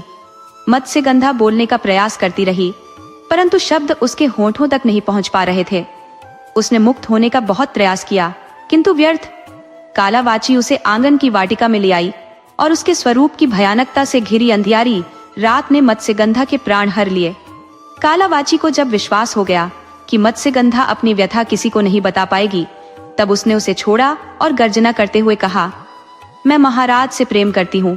तुझे कोई अधिकार नहीं है मेरे प्रेम में दखल देने का। मत्स्यगंधा की स्थिति ऐसी नहीं थी कि वह कुछ कह सके। उसने सांकेतिक भाषा में अस्वीकार किया कि वह महाराज से प्रेम करती है। उसकी मौन स्वीकृति पर कालावाची गर्जी, झूठी कहीं की। कालवाजी से मत्स्यगंधा ने अस्फुट स्वर में कहा, मैं महाराज से प्रेम नहीं करती, यह सत्य है। इस पर कालवाजी ने तीखी दृष्टि से प्रश्न किया, फिर उस रात्रि तो उनकी प्रतीक्षा में क्यों थी? मत्स्यगंधा ने उत्तर दिया, हम दोनों आपकी प्रतीक्षा में थे। लेकिन कालवाजी ने अविश्वास से कहा, यह स्वीकार करना कठिन है। मत्स्यगंधा ने गिड़गिड़ाते हुए कहा, मैं निर्दोष हूं, कृपा करके मेरे प्राण न ले। मैं जीवन भर आपकी दासी रहूंगी। कालवाजी ने उसकी याचना पर ध्यान दिए बिना अपना प्रतिशोध जारी रखा। उनके हृदय में जो प्रतिशोध की अग्नि धधक रही थी, वह अब शांत होने का नाम नहीं ले रही थी। क्रोध में भरकर उन्होंने निश्चय कर लिया कि मत्स्यगंधा के प्राण आज ही समाप्त होंगे, क्योंकि उसने उनके प्रिय को देखने का दुस्साहस किया था। मत्स्यगंधा ने फिर से गिड़गिड़ाते हुए प्रार्थना की, मुझे क्षमा करे, मैं किसी से कुछ नहीं कहूंगी। लेकिन कालवाजी ने एक भी शब्द सुनने से इनकार कर दिया। मत्स्यगंधा अपनी अंतिम सांसों के लिए संघर्ष कर रही थी। कालवाजी ने उसे ममता रहित होकर उठाया और उसे आसमान की ओर उछाल दिया। वह जमीन पर गिरकर बुरी तरह घायल हो चुकी थी, फिर भी जीवित थी। कालवाजी पुनः नीचे आई और उस पर उपहास करते हुए कहा, इस दंड से तुम्हें संतोष हुआ? मत्स्यगंधा इतनी निर्बल हो चुकी थी कि उत्तर देने का सामर्थ्य भी नहीं बचा था। उसकी आंखों से आंसू बह रहे थे और कपाल से रक्त प्रवाहित हो रहा था। उसने आंखों के संकेत से दया की याचना की, किंतु कालवाजी के कानों में कोई भी करुणा सुनाई नहीं देती थी। कालवाजी ने अपनी मुट्ठी को कसकर बंद किया और अपनी शक्ति से मत्स्यगंधा का रक्त खींचने लगी। अब उसकी आंख, नाक और मुंह से रक्त बहने लगा था। मत्स्यगंधा दर्द से छटपटाने लगी, पर कालवाजी का क्रोध अविचलित रहा। उन्होंने मत्स्यगंधा का संपूर्ण रक्त खींच लिया और उसे एक बार फिर वायु में उछाल दिया। जब मत्स्यगंधा का निर्जीव शरीर धरती पर आ गिरा, कालवाजी उसके पास आई और उसके शरीर से हृदय निकाल लिया। इसके पश्चात उन्होंने अपने स्वरूप को परिवर्तित किया और पुनः कालिंदी का रूप धर लिया।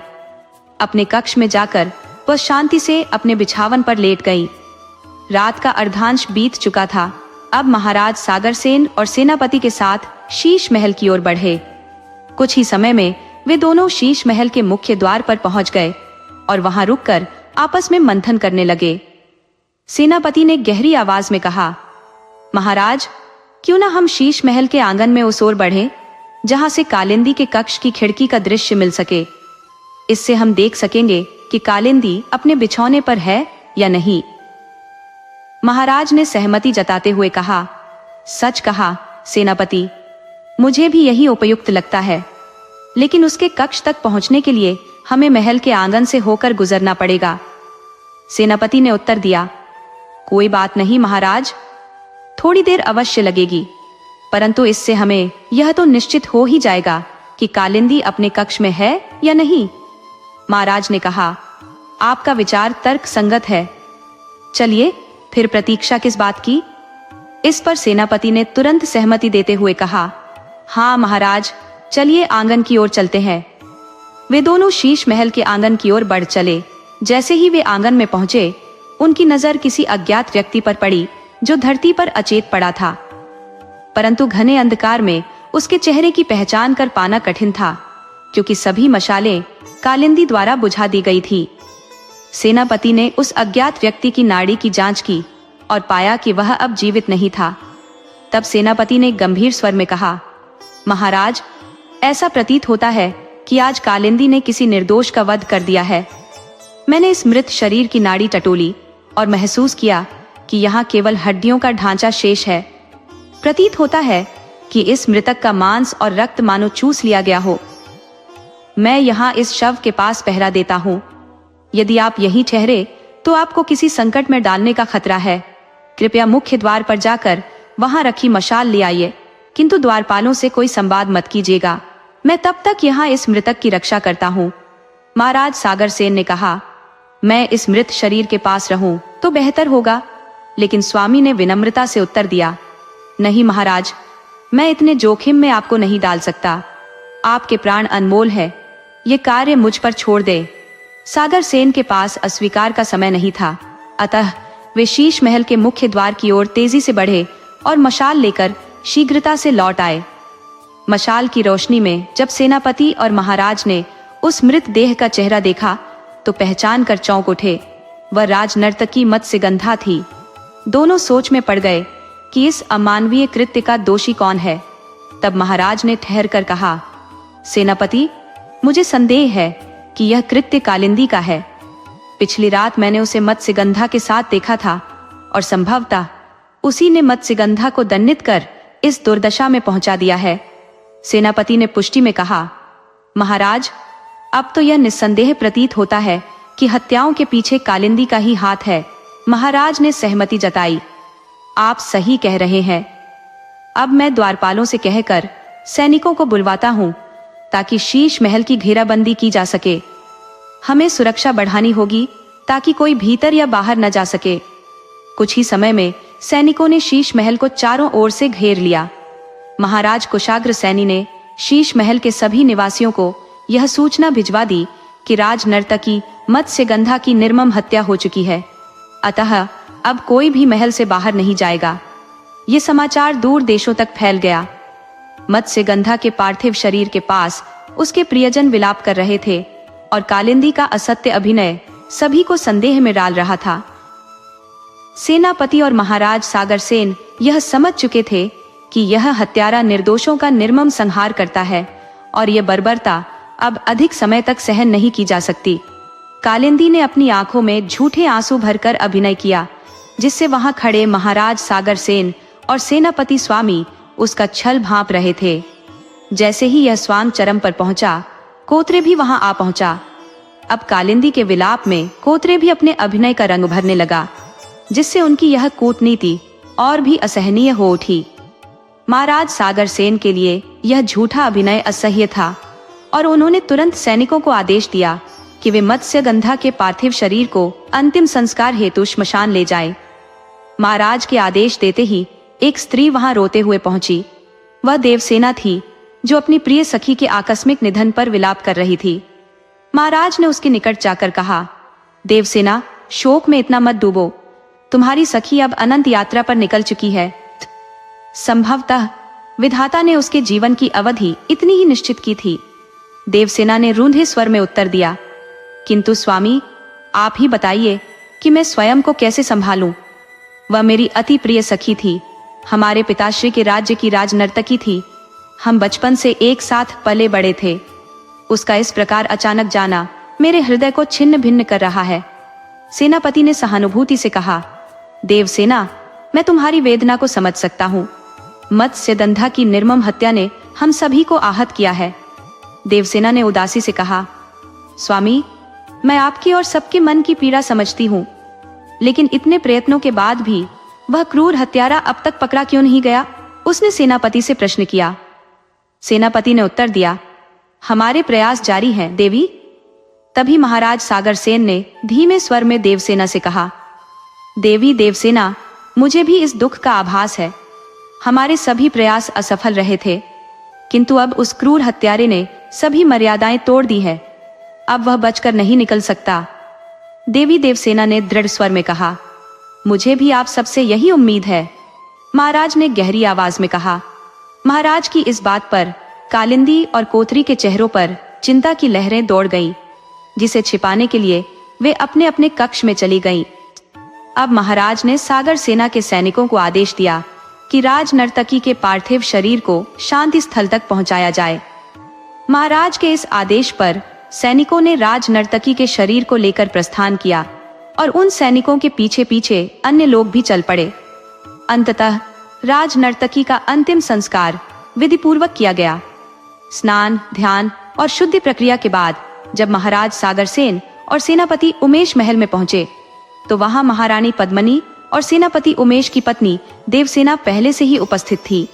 साथ में महाराज की 8 वर्षीय पुत्री भैरवी और सेनापति सोमेश का 10 वर्षीय पुत्र मेराज महल के प्रांगण में खेल रहे थे। जैसे ही महाराज ने अपनी पुत्री भैरवी को देखा, उनका मन उल्लास से भर उठा और वे मुस्कुराते हुए बोले, मेरी पुत्री आ गई।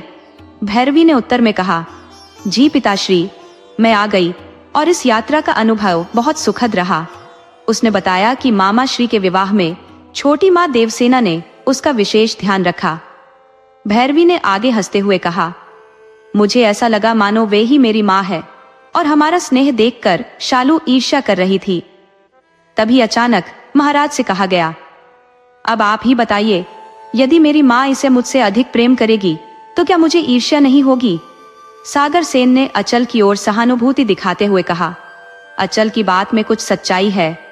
महाराज ने मुस्कुराते हुए कहा, अरे पिताश्री, आप तो मेरे पिता हैं, अचल का पक्ष क्यों ले रहे हैं? महाराज ने शांतिपूर्वक कहा, ठीक है बाबा, अब अचल का पक्ष नहीं लूंगा। इसी बीच सेनापति सोमेश ने अचल को पुकारा, पुत्र, इतने समय से तुम्हें अपने पास नहीं बिठाया, आओ मेरे पास। अचल उनके पास आया तो सोमेश ने उसे हृदय से लगा लिया। देवी देवसेना ने महारानी पद्मिनी से निवेदन किया, महारानी जी, अब हमें भी जाने की अनुमति दे। महारानी मुस्कुराई और बोली, क्या जल्दी है देवी, आज आप हमारे साथ भोजन करिए, इसी बहाने कुछ और समय बिताने का अवसर मिल जाएगा। महाराज ने भी कहा, यह सही रहेगा, और बच्चों को प्रांगण में लगे झूले पर खेलने का आदेश दिया, जहां वे खेल में मग्न हो गए। फिर सेनापति ने महाराज से निवेदन किया, महाराज, हमें यहाँ अधिक समय नहीं रुकना चाहिए। मेरा मानना है कि कालिंदी यही चाहती है कि हम यहाँ रुके और उसकी चाल सफल हो। हमें उसके हर कदम पर कड़ी नजर रखनी होगी। सुझाव है कि 5 दिन बाद मत्स्यगंधा की आत्मा की शांति हेतु यज्ञ किया जाए, ताकि कोई अनहोनी न हो और कालिंदी को अपने षड्यंत्र में कामयाब होने का मौका न मिले। रानी पद्मिनी ने सहमति में सिर हिलाते हुए कहा, गणपति जी की यह योजना सर्वोत्तम है। इससे कालिंदी का पतन भी संभव है और हम उसे बंधक बना सकेंगे। महाराज ने गंभीरता से कहा, सत्य है, यह योजना ही सफलता दिला सकती है, किंतु सतर्कता से कदम बढ़ाना होगा। सेनापति ने कहा, इस योजना में यह सुनिश्चित करना आवश्यक है कि कालिंदी महल के बाहर न जा सके, अन्यथा यदि उसने किसी की हत्या कर दी और उसका हृदय कालिंदी को चढ़ा दिया तो हमारी योजना विफल हो जाएगी। महाराज ने गंभीरता से सिर हिलाया और सेनापति को शीश महल की ओर शीघ्र प्रस्थान करने का आदेश दिया। साथ ही उन्होंने देवी देवसेना और महारानी को भी साथ में ही रहने का सुझाव दिया। कालिंदी जैसी मायावी स्त्री पर विश्वास करना उचित नहीं, ये कहकर महाराज ने समझाया, इस समय हमें कोई खतरा नहीं उठाना चाहिए, हम सभी को एकजुट रहना चाहिए। महारानी पद्मिनी ने शांत स्वर में कहा तो देवसेना ने उन्हें आश्वस्त करते हुए कहा, आप निश्चिंत रहें महाराज, अचल और मैं महारानी के कक्ष में ही रहेंगे।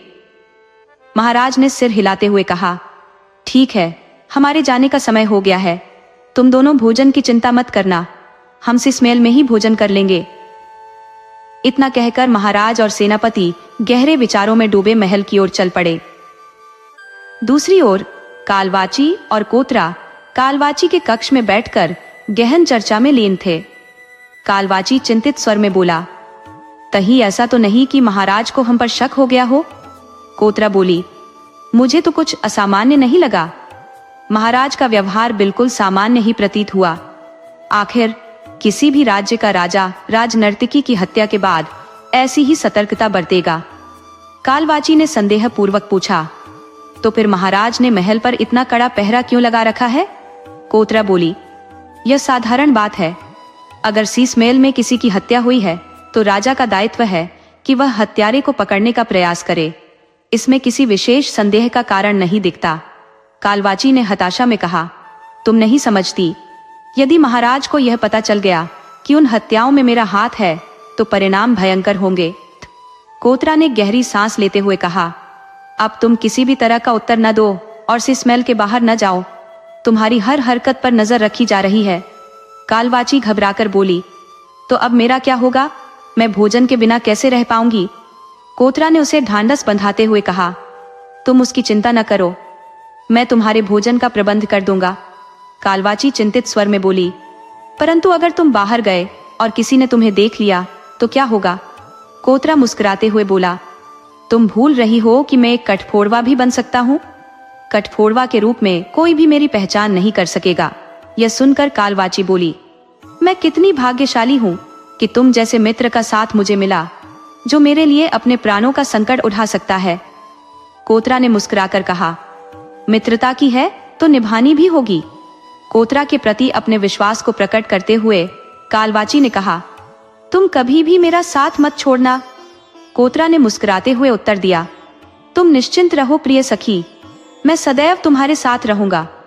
कोतरा की बात सुनकर कालवाची का हृदय पिघल गया और उसने कहा, जब तक मैं तुम्हें नहीं मिली थी तब तक मुझे सच्चे साथी का अर्थ ही नहीं पता था, किंतु तुमसे मिलकर मुझे ऐसा महसूस हुआ कि मेरे जीवन का रिक्त स्थान भर गया है।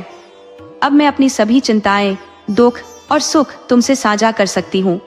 तुम्हारे साथ रहते हुए मैं निश्चिंत महसूस करती हूँ, मानो तुम मेरी ढाल बनकर हर कठिनाई में मेरा मार्गदर्शन करोगे। कोतरा ने गंभीर स्वर में कहा, तुम मुझ पर पूरा भरोसा कर सकती हो। मैं वचन देता हूँ कि चाहे प्राण भी त्यागने पड़े, मैं तुम्हें कभी अकेला नहीं छोड़ूंगा। कालवाची की आंखों में संतोष की चमक आ गई और उसने पूछा, क्या सच में कोतरा, तुम हमेशा मेरे साथ रहोगे? कोतरा ने मुस्कान बिखेरते हुए उत्तर दिया, हाँ कालवाची, अब हम दोनों हर विषम परिस्थिति का सामना साथ करेंगे, चाहे हालात कितने ही विपरीत क्यों न हो। इस संवाद के बीच उनकी हंसी और सुकून की हल्की लहर बह रही थी। दोनों एक दूसरे की उपस्थिति में खुशी महसूस कर रहे थे, परंतु उनकी यह गहन बातचीत किसी की नजर से बच नहीं सकी। एक चतुर तोता, जो सेनापति सोमेश द्वारा गुप्त रूप से नियुक्त किया गया था, खिड़की के पास छिपा सब सुन रहा था। सेनापति ने सोचा था कि यदि किसी मनुष्य को कालवाची की जासूसी पर लगाया जाए तो वह पकड़ा जा सकता है और कालवाची उस पर शक कर सकती है। इसलिए उसने एक पक्षी का सहारा लिया ताकि कालवाची का ध्यान उसकी ओर न जाए। तोते ने कोतरा और कालवाची के बीच हो रही हर बात को ध्यानपूर्वक सुना और फिर उड़कर सेनापति के पास पहुंचा। उसने अपनी सुनी हुई सभी बातें विस्तार से सेनापति को सुना दी। तोते की रिपोर्ट सुनने के बाद सेनापति तुरंत महाराज सागरसेन के पास पहुंचा और सारी बातें उन्हें बता दी। सारी स्थिति जानने के बाद महाराज ने गंभीरता से कहा, सेनापति, अब हमें कालवाची और कोतरा पर कड़ी नजर रखनी होगी। सेनापति ने सहमति जताई। जी महाराज, मैं भी यही सुझाव देने वाला था। उस रात से ही कालवाची और कोतरा की हर गतिविधि पर पैनी नजर रखी जाने लगी ताकि उनकी किसी भी चाल का पर्दाफाश किया जा सके। महाराज को सागरसेन और सेनापति निरंतर शीश महल में ही निवास करने लगे थे। अपने व्यक्तिगत आवासों को लौटने की आवश्यकता उन्होंने त्याग दी थी। अब एक थका हुआ कठफोड़वा ही उनका रूप स्वरूप बन चुका था, क्योंकि कालवाजी ने उन्हें मानव रूप में परिवर्तित करना उचित नहीं समझा। इसके पीछे कारण यह था कि वह नहीं चाहती थी कि उसकी भांति ही वह भी अपने कक्ष से बाहर निकले। अगर वह बाहर निकलता तो राजा सागरसेन कालवाजी के विषय में उससे जिज्ञासाएं करते और यह बात उसे उचित प्रतीत नहीं होती थी। इसी कारण उसने भी स्वयं को मानव रूप में परिवर्तित करने के लिए कालवाजी से आग्रह नहीं किया। इस प्रकार 3 दिवस बीत गए और अब कालवाजी का शरीर क्षीण होने लगा। पहले उनके कंधों का संकुचन आरंभ हुआ, जिसे वो वस्त्रों के सहारे ढक लेती थी, चौथे दिन कालवा जी के बालों का रंग श्वेत होने लगा और वह गंभीर चिंताओं में डूबने लगी। इन दिनों उन्होंने अपने कक्ष से बाहर कदम रखना भी बंद कर दिया। 5वें दिन उनका शरीर इतना कमजोर हो चुका था कि वह अपने बिस्तर से उठने में असमर्थ थी। उनकी इस स्थिति ने महाराज को चिंतित कर दिया।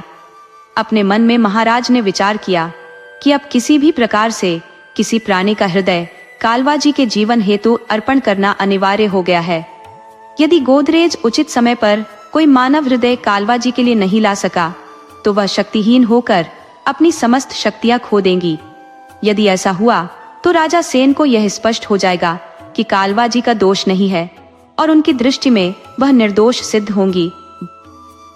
इसी चिंता के साथ महाराज ने रात के समय कालवा जी के लिए भोजन प्रबंध की योजना बनाई और कक्ष की खिड़की से बाहर निकल गए। उनकी गतिविधियों का आभास होते ही गुप्तचर हीरामन ने इस समस्त समाचार सेनापति को अविलंब पहुंचा दिया। सेनापति सोमेश, जो इसी अवसर की प्रतीक्षा कर रहे थे कि कब कालवा जी दुर्बल हों और वे अपने मंसूबों को पूर्णता तक पहुंचा सके, तत्पर हो गए।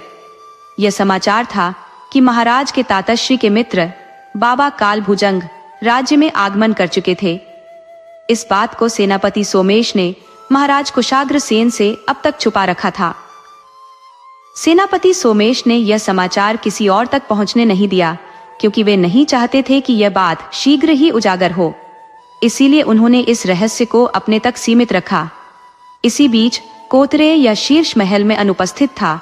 तब सेनापति सीधे महाराज के पास पहुंचे और उन्हें बताया कि अब कालवा जी इतनी दुर्बल हो चुकी है कि वे अपनी रक्षा भी नहीं कर सकती। उनका शरीर अत्यंत कमजोर हो चुका है और अब वह किसी भी प्रकार की शक्ति का उपयोग करने में सक्षम नहीं रही। सेनापति की बात सुनकर महाराज कुशाग्र सेन बोले, किंतु जब तक बाबा काल भुजंग यहाँ नहीं आते हमें प्रतीक्षा करनी होगी। इस पर सेनापति ने उत्तर दिया, महाराज वे आ चुके हैं। महाराज आश्चर्यचकित होकर बोले, आपने मुझे अब तक सूचित क्यों नहीं किया? सेनापति ने नम्रता से कहा, महाराज मैं इस बात को कुछ समय तक ही गुप्त रखना चाहता था।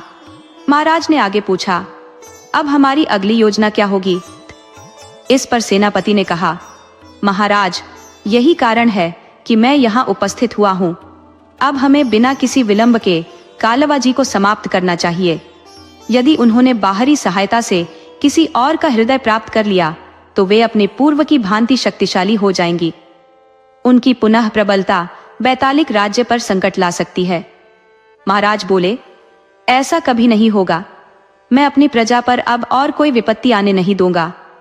कालवा जी ने निर्दोष प्राणियों की बलि ली है और अब समय आ चुका है कि उन्हें उनके कर्मों का दंड मिले। सेनापति ने कहा, महाराज कृपया प्रतीक्षा करें, मैं बाबा काल भुजंग को शीघ्र ही लेकर उपस्थित होता हूँ। तत्पश्चात महाराज के आदेश पर सैनिक ने कालवा जी के बिछाने की जांच की तो वहां कुछ भी नहीं पाया। कालवा जी ने एक बड़ी तकिया पर वस्त्र ओढ़ा रखा था, जिससे ऐसा आभास होता था कि वहां कोई लेटा हुआ है। जब बिछौने पर किसी का भी अस्तित्व नहीं मिला तो महाराज स्तब्ध रह गए और विचार करने लगे कि कालवा जी, जो अब इतनी असहाय अवस्था में थी, कहाँ जा सकती है। उनके पास अभी भी थोड़ी शक्ति थी, परंतु वे उनका उपयोग नहीं कर पा रही थी। तभी अचानक एक सैनिक की दृष्टि कक्ष की छत पर पड़ी। यह दृश्य देखकर उसके मुंह से चीख निकल गई। उसकी चीख से सभी का ध्यान छत की ओर गया, जहां उन्होंने देखा कि कालवा जी किसी दीवार पर चिपकी छिपकली की भांति छत से चिपकी हुई थी। महाराज ने देखा कि अब कालवा जी का सौंदर्य पूर्णतः लुप्त हो चुका था। उनकी त्वचा पीली और निष्प्राण हो चुकी थी और उनके घने काले बाल अब सफेद हो चुके थे। उनकी अवस्था वृद्धावस्था की चरम सीमा पर थी। महाराज ने मन ही मन निश्चय किया, अब कालवा जी का समय समाप्त हो चुका है और अब इन्हें बिना किसी कठिनाई के बंदी बनाया जा सकता है। ऐसे भयावह दृश्य को देखकर वहां उपस्थित सभी सैनिक भय से कांप उठे। हालांकि महाराज ने अपने धैर्य को कायम रखा और अपनी तीव्र बुद्धि का उपयोग करते हुए एक चतुर योजना बनाई। उन्हें समझ में आ गया था कि अब कालवा जी को छत से नीचे लाने के लिए एक भावनात्मक छल करना आवश्यक हो गया है। शायद उनकी कोमल बातों से कालवा जी का कठोर हृदय पिघल जाए और वह अपनी भावनाओं को व्यक्त करते हुए नीचे उतर आए। उस क्षण में महाराज ने बड़े ही दुखी स्वर में कहा, कालिंदी, अब हम सभी जान चुके हैं कि मैं कालवाची हूँ और तुम ही उन सभी हत्याओं के लिए उत्तरदायी हो। लेकिन यदि तुम अपने अपराध को स्वीकार कर लोगी तो मैं तुम्हें कोई दंड नहीं दूंगा। तुमने मेरे साथ छल किया है। मैं तुमसे प्रेम करता था और तुमने मुझसे धोखा किया। मुझे तुमसे इस प्रकार की अपेक्षा नहीं थी कालिंदी। तुमने मेरे हृदय को बहुत आहत किया है और इसका यही अर्थ है कि तुम मुझसे सच्चा प्रेम नहीं करती थी। तुमने मेरे अमूल्य प्रेम का केवल मजाक बनाया है। महाराज के इन शब्दों ने कालवा जी के हृदय को गहराई से विचलित कर दिया। महाराज सागर सेन की बातों को सुनकर कालवा जी का हृदय पीड़ा से भर उठा। उसने भावुक होकर कहा, महाराज, मैंने आपके साथ कभी छल नहीं किया। मैं आपसे सच्चा प्रेम करती हूँ और जीवन के अंत तक करती रहूंगी। महाराज ने उसकी ओर संदेह की दृष्टि से देखा और बोले, मैं तुम्हारी बातों पर कैसे यकीन कर लूं? कालवा जी ने उत्तर दिया, आपकी संतुष्टि के लिए मुझे क्या करना होगा जिससे आपको यकीन हो जाए कि मेरा प्रेम सच्चा है? महाराज ने उत्तर दिया, यदि तुम सच में मुझसे प्रेम करती हो तो बस छत से नीचे उतर आओ, इससे मुझे यकीन हो जाएगा। कालवा जी ने गहरी सांस लेते हुए कहा, ठीक है, मैं नीचे उतरूंगी। यदि मेरा प्रेम सच्चा है तो क्या आप मुझे दंडित नहीं करेंगे? महाराज ने गंभीरता से कहा, यदि तुम नीचे उतरती हो तो मैं तुम्हें क्षमा कर दूंगा। कालवा जी को महाराज की बातों पर विश्वास हो गया और वह धीरे धीरे अपने कक्ष से नीचे उतरने लगी। जैसे ही वह नीचे आई, महाराज ने पहले से बिछाए गए जाल को कालवा जी पर फेंकवा दिया और उसे कैद करवा दिया। काल भोजन, जो एक शक्तिशाली तांत्रिक था, अपनी सिद्धियों से कालवा जी को एक बोतल में बंद कर समुद्र में फेंकवा दिया, जिससे उसकी शक्तियों का अंत हो गया। इस बीच कालवा जी का एक सेवक, जो कठफोड़वा के रूप में था, मदद की आस में भटकता रहा। जब वह महल में पहुंचा, सैनिक पहले से ही उसकी घात में बैठे थे। जैसे ही वह कक्ष में दाखिल हुआ, सैनिकों ने उस पर जाल डाल उसे भी समाप्त कर दिया। इस प्रकार महाराज सागर सेन ने अपने राज्य और जनता की रक्षा की और उनके साहस की गाथा चारों ओर गूंज उठी। राज्य की जनता ने महाराज की जय जयकार करते हुए उनके प्रति अपना सम्मान प्रकट किया